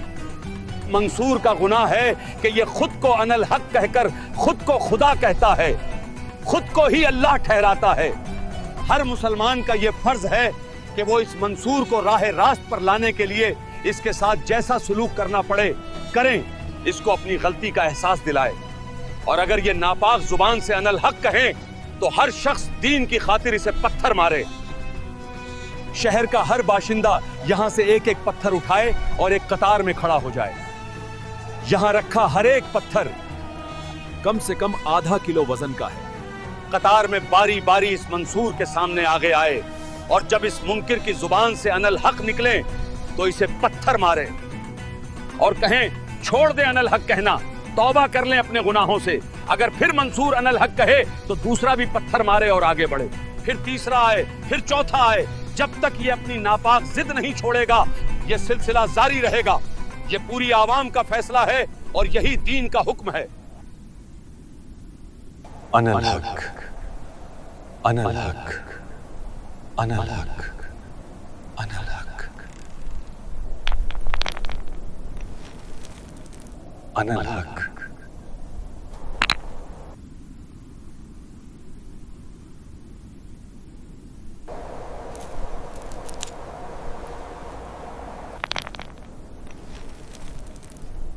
अगर मैं भाई को प्रताड़ित करने वाली इस भीड़ का हिस्सा न बनी तो लोग क्या कहेंगे, लेकिन मेरा भाई भगत है, अल्लाह की सच्ची इबादत करता है। मैं उसे तकलीफ भी नहीं पहुंचाना चाहती, इसलिए मैं उसे पत्थर की जगह ये फूल मार दूंगी। जनता में मेरी बुराई भी नहीं होगी और भाई को भी तकलीफ नहीं होगा।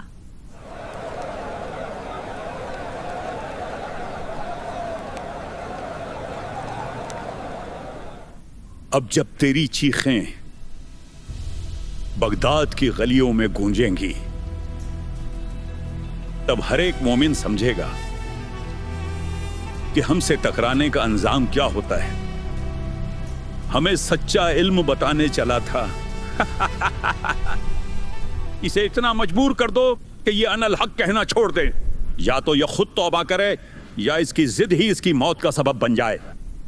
हमारा दीन हर हाल में बुलंद होगा। शुरू करो। अनल हक।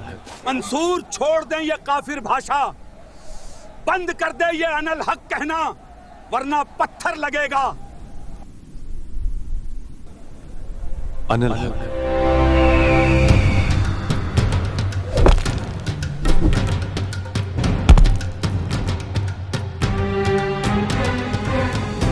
अनल हक। ऐ गुमराह, तूने खुद को खुदा समझने की जरूरत कैसे की? मंसूर, तूने दीन हक को बदनाम किया है। छोड़ दे ये अनल हक कहना, वरना पत्थर लगेगा। अनल हक।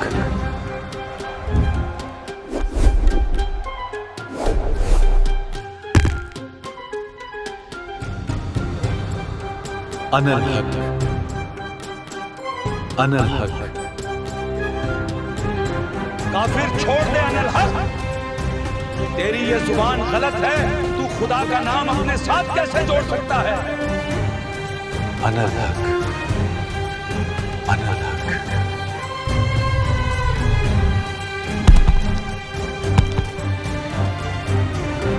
ए दीन के दुश्मन, ए मकरू, छोड़ दे अनल हक कहना, वरना तेरी रूह जहन्नुम में सड़ेगी। अनल हक। अनल हक।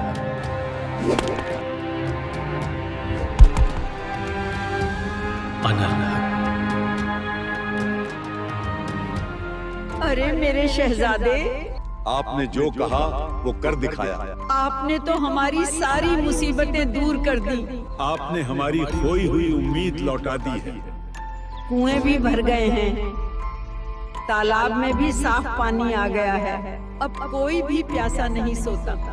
अल्लाह आपको सलामत रखे। मंसूर, छोड़ दे अनल हक कहना। तू एक जाहिल है, तेरा ईमान भ्रष्ट है। तेरी हिम्मत भी कैसे हुई खुद को अल्लाह कहने की? अनल हक। अनल हक।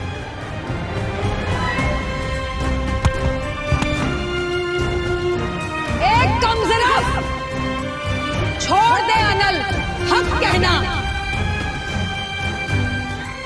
अनल हक।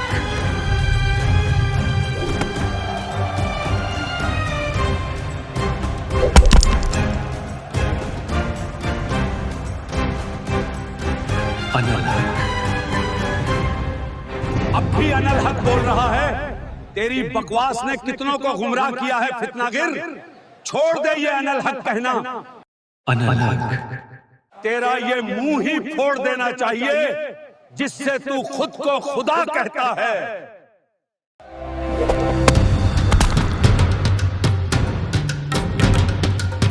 अनल हक। अनल हक। अनल हक। देख काफिर, क्या हस्र हो गया तेरा। अब भी वक्त है, छोड़ दे अनल हक कहना और तौबा कर ले अपने गुनाहों से। अनल हक।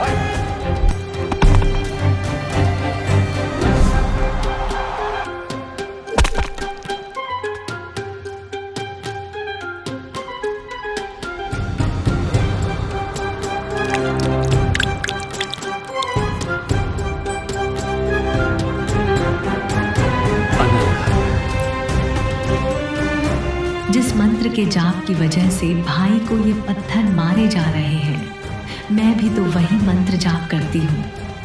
मेरा भाई सच्चा भक्त है, खुदा पर कुर्बान है। लेकिन अगर आज मैंने भी पत्थर मारने का नाटक करके भाई को फूल नहीं मारा, तो अवाम में मेरी बदनामी होगी और लोग मेरी बुराई करेंगे। जैसे ये सब पत्थर मार रहे हैं, मैं भी उसी तरह फूल मार दूंगी। इससे भाई को चोट भी नहीं लगेगी और देखने वालों को लगेगा कि मैंने भी पत्थर ही मारा है। मेरी बदनामी भी नहीं होगी और किसी को पता भी नहीं चलेगा कि मैंने पत्थर नहीं, फूल फेंका है। अनल हक, अनल हक।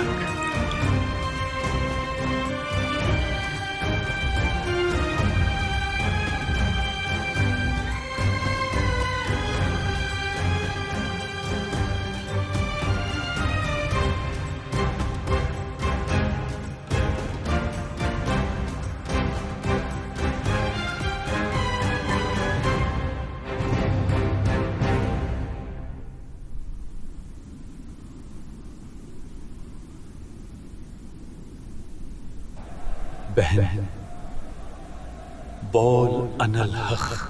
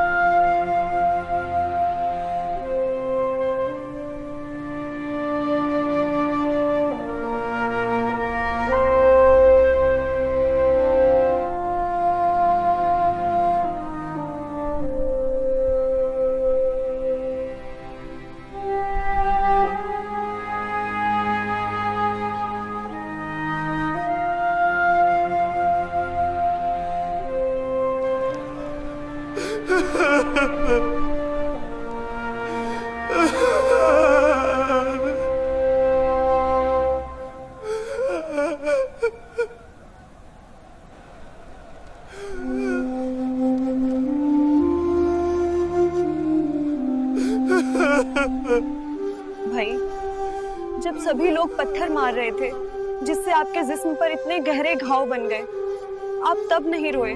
बहन, जनता तो अनजान है कि मैं किस लिए कुर्बान हूं।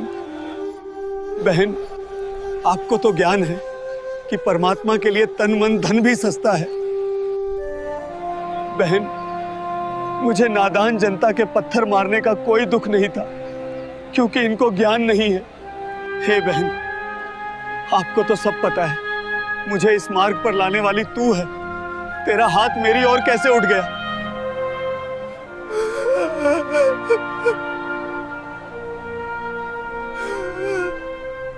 भीड़ के पत्थरों को तो आप हंसकर सह गए, और मैंने तो फूल मारा है जिसका कोई दर्द भी नहीं होता, और आप बुरी तरह रोने लगे। ऐसा क्यों? बेईमान, तेरे फूल का पत्थर से कई गुना दर्द मुझे लगा है। तुझे मुर्शिद कभी माफ नहीं करेंगे, कभी नहीं।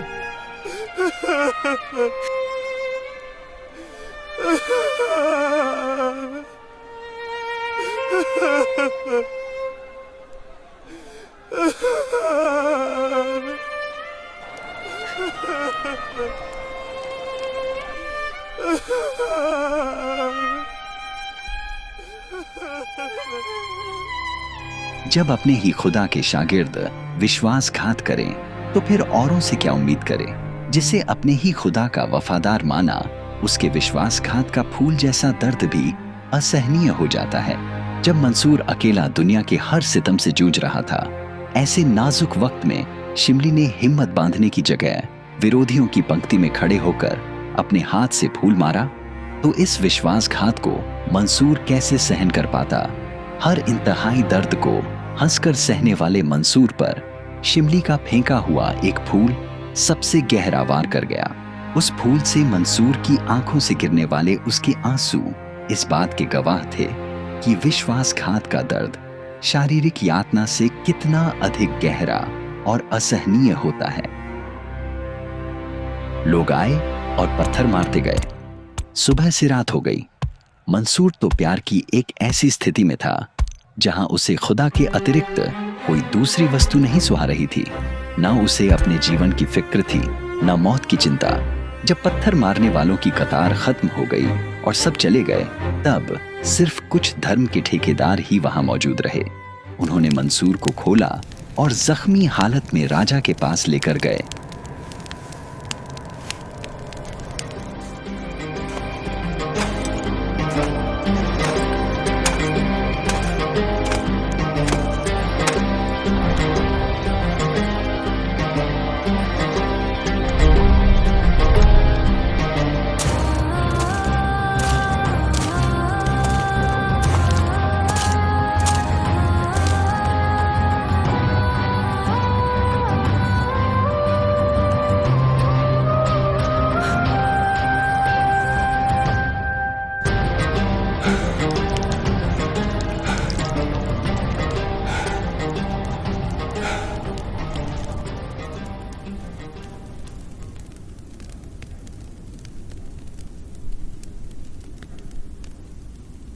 बादशाह, धर्म ऊपर राज नहीं, परिवार नहीं है। मंसूर अनल हक कहना नहीं छोड़ रहा है। इससे कहा जाए कि या तो अनल हक कहना त्याग दे, नहीं तो तेरे हाथ, गर्दन, पैर सब टुकड़े टुकड़े कर दिए जाएंगे।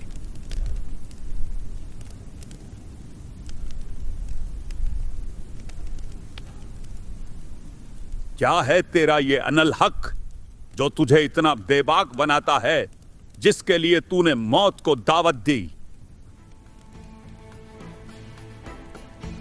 काजी, अगर है शौक अल्लाह से मिलने का तो हरदम नाम लो लगाता जा। ना रख रोजा, ना मर भूखा, ना मस्जिद जा, ना कर सिजदा।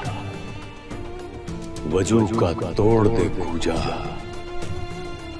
शराबे नाम जाम पीता जा। पकड़ कर इश्क की झाड़ू, साफ कर दिल के हुजरे को। दूई की धूल रख सिर पर, मुसल्ले पर उड़ाता जा। धागा तोड़ दे तस्बीह, किताबें डाल पानी में। मसाइक बनकर क्या करना, मजीखत को जलाता जा। कहे मंसूर काजी से, निवाला कूफर का मत खा। अनल हक नाम बर हक है, यही कलमा सुनाता जा, यही कलमा सुनाता जा। मंसूर, अनल हक कहना त्याग दे, नहीं तो तेरा एक हाथ काट दिया जाएगा।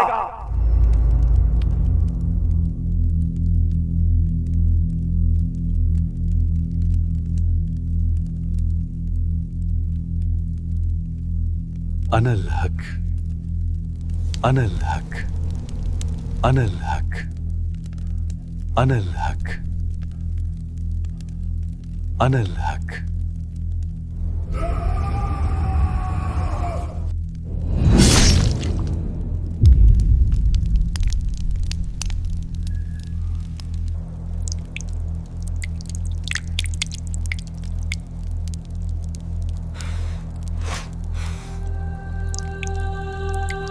अनल हक कहना छोड़ दे मंसूर, नहीं तो दूसरा हाथ भी काट दिया जाएगा।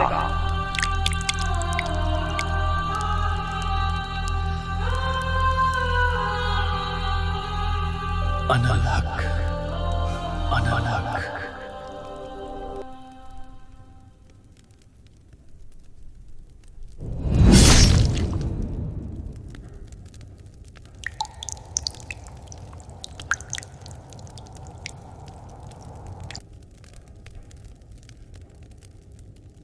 बस अगर अब की बार अनल हक कहा तो तेरी गर्दन काट दी जाएगी।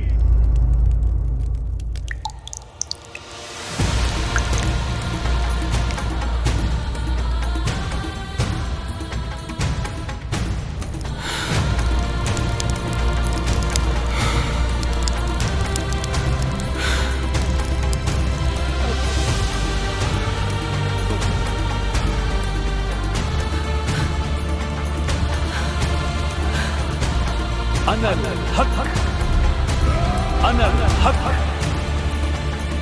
अनल हक।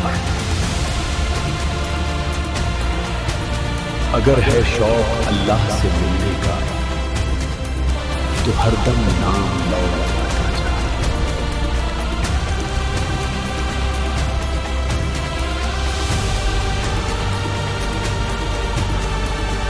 मैं मंसूर हूँ, लेकिन सबसे पहले इस शहर का फर्ज आप सबकी खिदमत में रहे। मेरी जिम्मेदारी भी है और फर्ज है।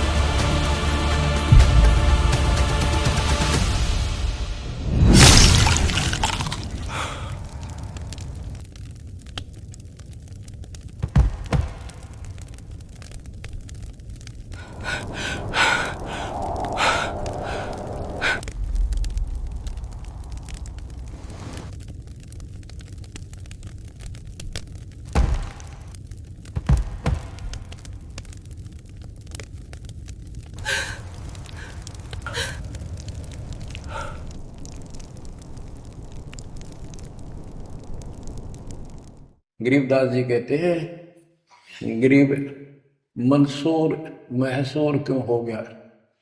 एक तो है मशहूर, मशहूर होता प्रसिद्ध, एक महसूर महरूम यानी कुर्बान।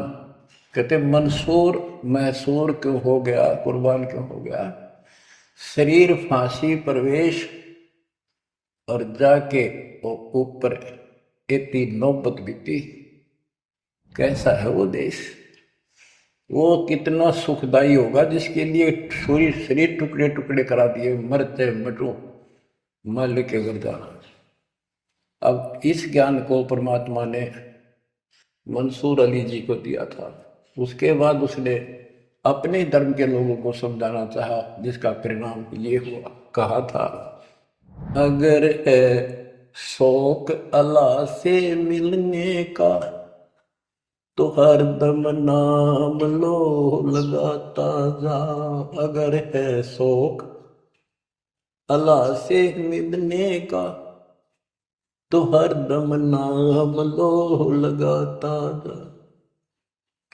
न रख रोजा न मर भूखा, न मस्जिद जाना कर सजदा।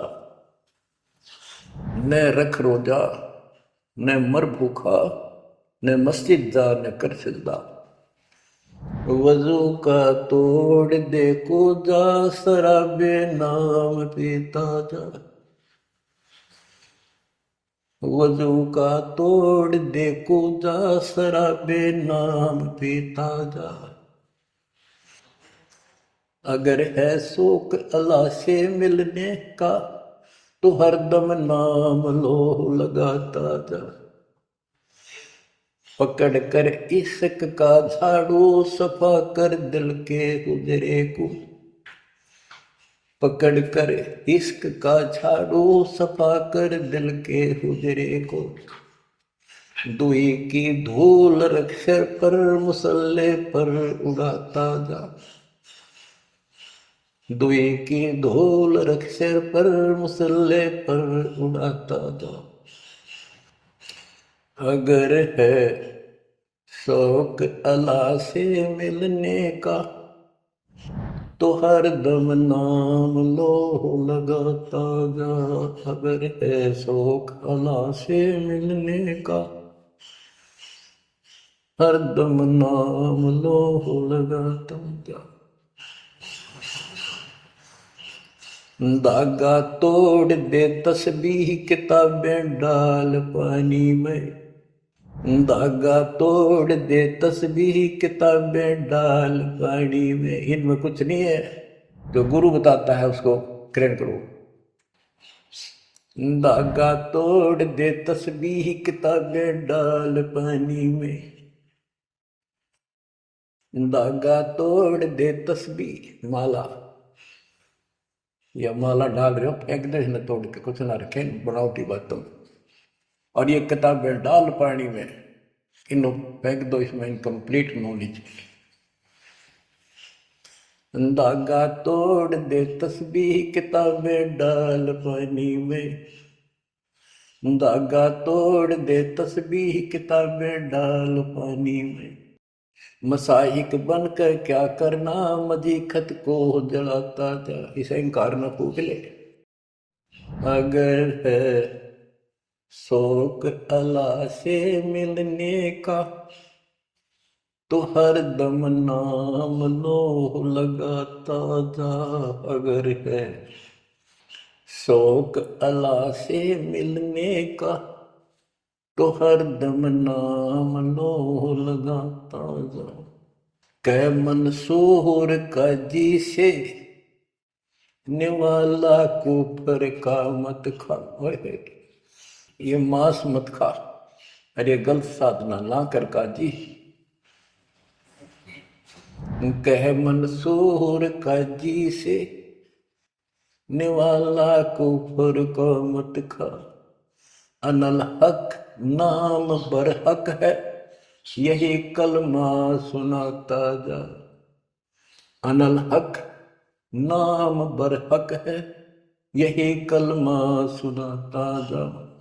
और बच्चों, जिस भी संत को कुछ प्राप्त हुआ, उसने सामाजिक परंपरागत जो अधूरी साधनाएं थी उनको त्यागना पड़ा। और काल से प्रेरित उसी के धर्म मजहब के जाति के लोगों ने उसको कठिन यातनाएं दी, परेशानियां पैदा की। क्योंकि ये काल प्रेरणा है, काल का जुगाड़ है। पहले कोई धर्म नहीं था, अब 2000 वर्ष से इधर इधर ये 3-4 धर्म बढ़ गए और बन गए। पहले तो एक सनातन धर्म था, शुरुआत आदि सनातन धर्म से हुई थी, जो परमात्मा है ज्ञान बताना चाह परमान्या की छेड़ने के मनु जी को मिले, सब ऋषियों के मिले, उसको राह दिखाना चाह क्योंकि उसके बच्चे हैं, पर उनके अंदर अहंकार था, मिसगाइडेड थे।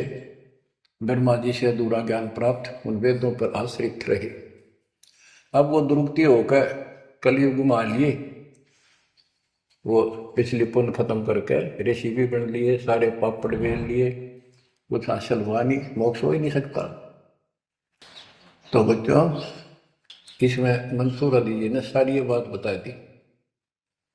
मंसूर कहे काजी से निवाला कुफर का मत खा, ये मांस मछली मत खा, ये पाप ना कर। और ये क्योंकि उनको जितना ज्ञान था, जैसे संपूर्ण ज्ञान तो आपको ही देना चाहता ना, कसम खवा रखी थी किसी को नहीं बताना। लेकिन मंसूर अली को खुद परमात्मा मिले, उनको ये मंत्र दिया, एक सॉफ्टवेयर लगा दिया, जैसे एक पशु का अपना पट्टा बांध देते हैं, वो ढंगा हो जाता है। इस प्रकार मालिक ने इनको शुरू अपना ज्ञान देकर ऐसे ऐसे नाम दे दिए जिन्हें कुछ राहत मिली, लेकिन मोक्ष तो ईब होगा इनका। और जो उन्होंने किया, कुर्बान हुए मालिक के नाम पर, उसको जीवन दे दिया।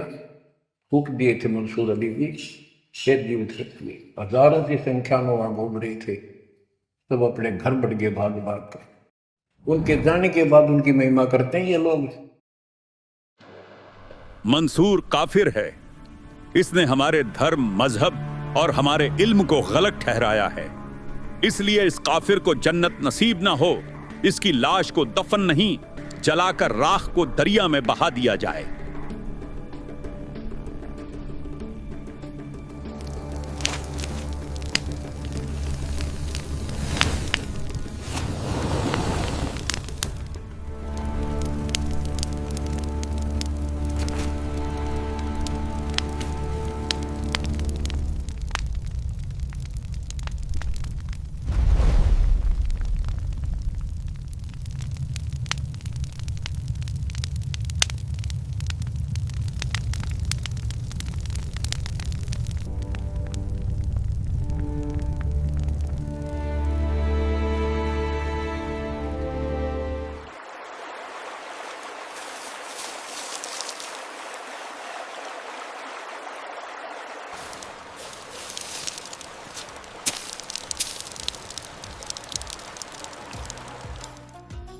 मंसूर की उस राख से भी अनल हक शब्द निकल रहे थे। कुछ ही देर बाद 1000 मंसूर नगरी की गली गली में अनल हक कहते हुए घूमने लगे और सब डरकर अपने अपने घरों में बंद हो गए। परमात्मा ने वह लीला समेट ली और फिर एक मंसूर गली गली में घूमकर अनल हक कहने लगा। फिर अंतर ध्यान हो गया। मुर्शीद समस्तर बेग जी ने मंसूर का नाम बदलकर मोहम्मद रखा और उसे लेकर हिंदुस्तान, जो कि अब वर्तमान पाकिस्तान का शहर मुल्तान है, वहां आ गए। वहां अच्छी आत्माएं उनके अनुयायी बन गए, परंतु इस्लाम के विरुद्ध भक्ति क्रिया होने के कारण वहां के व्यक्तियों ने घोर विरोध करना शुरू कर दिया। जो अनुयायी बने थे उनका भी आश्रम में जाना बंद कर दिया। समस्तर बेग जी के पास ईंधन समाप्त हो गए। उन्होंने शहजादे मंसूर से कहा कि इस आटे की एक ही मोटी रोटी बनाकर शहर में ले जा और किसी के घर से रोटी पका ला। शहजादा कच्ची रोटी लेकर शहर में गया। किसी ने रोटी नहीं सेकी, उल्टा मोहम्मद के मुख पर चोट मारकर जख्मी कर दिया। बिना रोटी पकाए शागिर्द वापस आया और सदगुरु जी को बताया, लोगों ने मेरा ये हाल कर दिया, रोटी भी नहीं सेकी। तब समस्तर बेग जी ने रोटी को हाथ पर रखकर सूरज की ओर मुख करके कहा, ए सूरज, यहां आकर मेरी बाटी सेक। उसी समय सतगुरु जी के हुक्म से सूरज जमीन के करीब आने लगा और गर्मी इतनी बढ़ गई कि मुल्तान शहर जलती भट्टी में तब्दील होने लगा। हर तरफ जलती आग जैसी गर्मी की लपटें उठने लगीं और देखते ही देखते पूरा मुल्तान शहर तेज तापमान से धधकने लगे। सभी बिना मरे भी मौत से बदतर पीड़ा भोग रहे थे। जमीन इतनी गर्म हो गई कि अंगारों की तरह तप रही थी। उस पर कदम भी नहीं टिक रहे थे। गर्मी से तप रहे लोगों की हर तरफ अफरा तफरी मच गई। उनकी आंखें बुरी तरह जल रही थी और हर सांस के साथ फेफड़े झुलस रहे थे। ऐसा लग रहा था कि शरीर के अंदर का खून खौल रहा है और सब कुछ जल रहा है। सभी सूरज की तेज गर्मी की जलन से बहुत बुरी तरह तड़प रहे थे। पूरे मुल्तान शहर ऐसे खौफनाक मंजर में तब्दील हो गया जहां मौत राहत थी, लेकिन जिंदगी एक असहनीय यातना जिसे सहना नामुमकिन हो गया था। कुछ समझदार लोग सतगुरु की खिदमत में पेश हुए और माफी मांगी। कहा कि कुछ नादान लोगों के कर्म की सजा पूरे मुल्तान को मत दीजिए। सतगुरु ने कहा कि ये लोग नादान नहीं, दुष्ट हैं। इन्होंने आग जैसी सस्ती वस्तु भी संतों को देने से मना कर दिया। इस बच्चे का मुंह फोड़ दिया। करबद्ध खड़े लोगों ने कहा कि ये आपकी शक्ति से वाकिफ नहीं है, खुदा के लिए इन्हें माफ कर दो। ये सुनकर सतगुरु शमस्त्रबेज ने कहा कि तुम खुदा को बीच में ले आए हो तो माफ कर देता हूं। सूरज की ओर नजर करके कहा, इतनी गर्मी कम कर दे।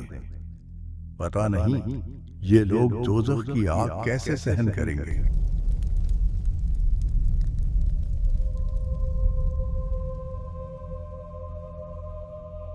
इस घटना के बाद मुल्तान के लोग भक्त बनने लगे। असली सतगुरु कबीर जी जो समस्तर बेज का अभिनय कर रहे थे, उन्होंने अपनी योजना के तहत इस घटना के बाद कुछ दिन मौन धारण किया, ये लीला करते हुए कि वो यानी समस्तर बेज जी अपने शिष्य मोहम्मद के साथ हुए घोर विरोध व अत्याचार को देखकर नाराजगी जताते हुए मौन हो गए हैं। वहीं दूसरी ओर असली समस्तर बेज जी जो कि उस शहर से बहुत दूर थे, उनकी जुबान भी कुछ वर्षों से स्वाभाविक बंद थी, लेकिन शरीर एकदम स्वस्थ था और उन्हें किसी भी तरह का कोई कष्ट नहीं था। वो परमात्मा जी की प्रेरणा से मुल्तान शहर की ओर चले। प्रतिदिन की तरह समस्तर बेज जी के रूप में कादिर अल्लाह आश्रम से बाहर सुबह सैर करने गए और वापस नहीं लौटे। सुनसान जगह पर बहुत आगे जाकर अंतर्ध्यान हो गए और उसी दिन असली समस्तर बेज जी उस आश्रम में आ गए जो कुदरती मौनी हो गए थे। किसी को शक नहीं हुआ और असली समस्तर बेज जी ने आते ही शरीर त्याग दिया। लोगों को आज तक इस रहस्य का पता नहीं है। समस्तर बेज जी के शरीर को कब्र में दफना दिया गया और सन 1329 में यादगार बना दी गई। जो आज भी इस बात का गवाह है, उस कब्र की आज दोनों हिंदू तथा मुसलमान सजदा करते हैं। तो बच्चों, दास के इस प्रयत्न को सीरियसली लो। ये दाता की दया है, ये ज्यादा समय नहीं रहेगी, क्योंकि शैतान गलत है। आप आँख खोल लो, ये आपको बुद्धिमान बनाया, शिक्षित बनाया, और फिर दास के द्वारा ये निर्मल ज्ञान आप तक पहुंचाया। इसको दृढ़ता से अप्लाई करो, फॉलो करो, इसको अपने हृदय में धारो, इसके अनुसार चलो। बच्चों, ये ज्यादा दिन नहीं हुआ करते, कोई रजा है दाता की, लाभ उठा लो। परमात्मा आपको मोक्ष दे, सदा सुखी रखे। सत्संग।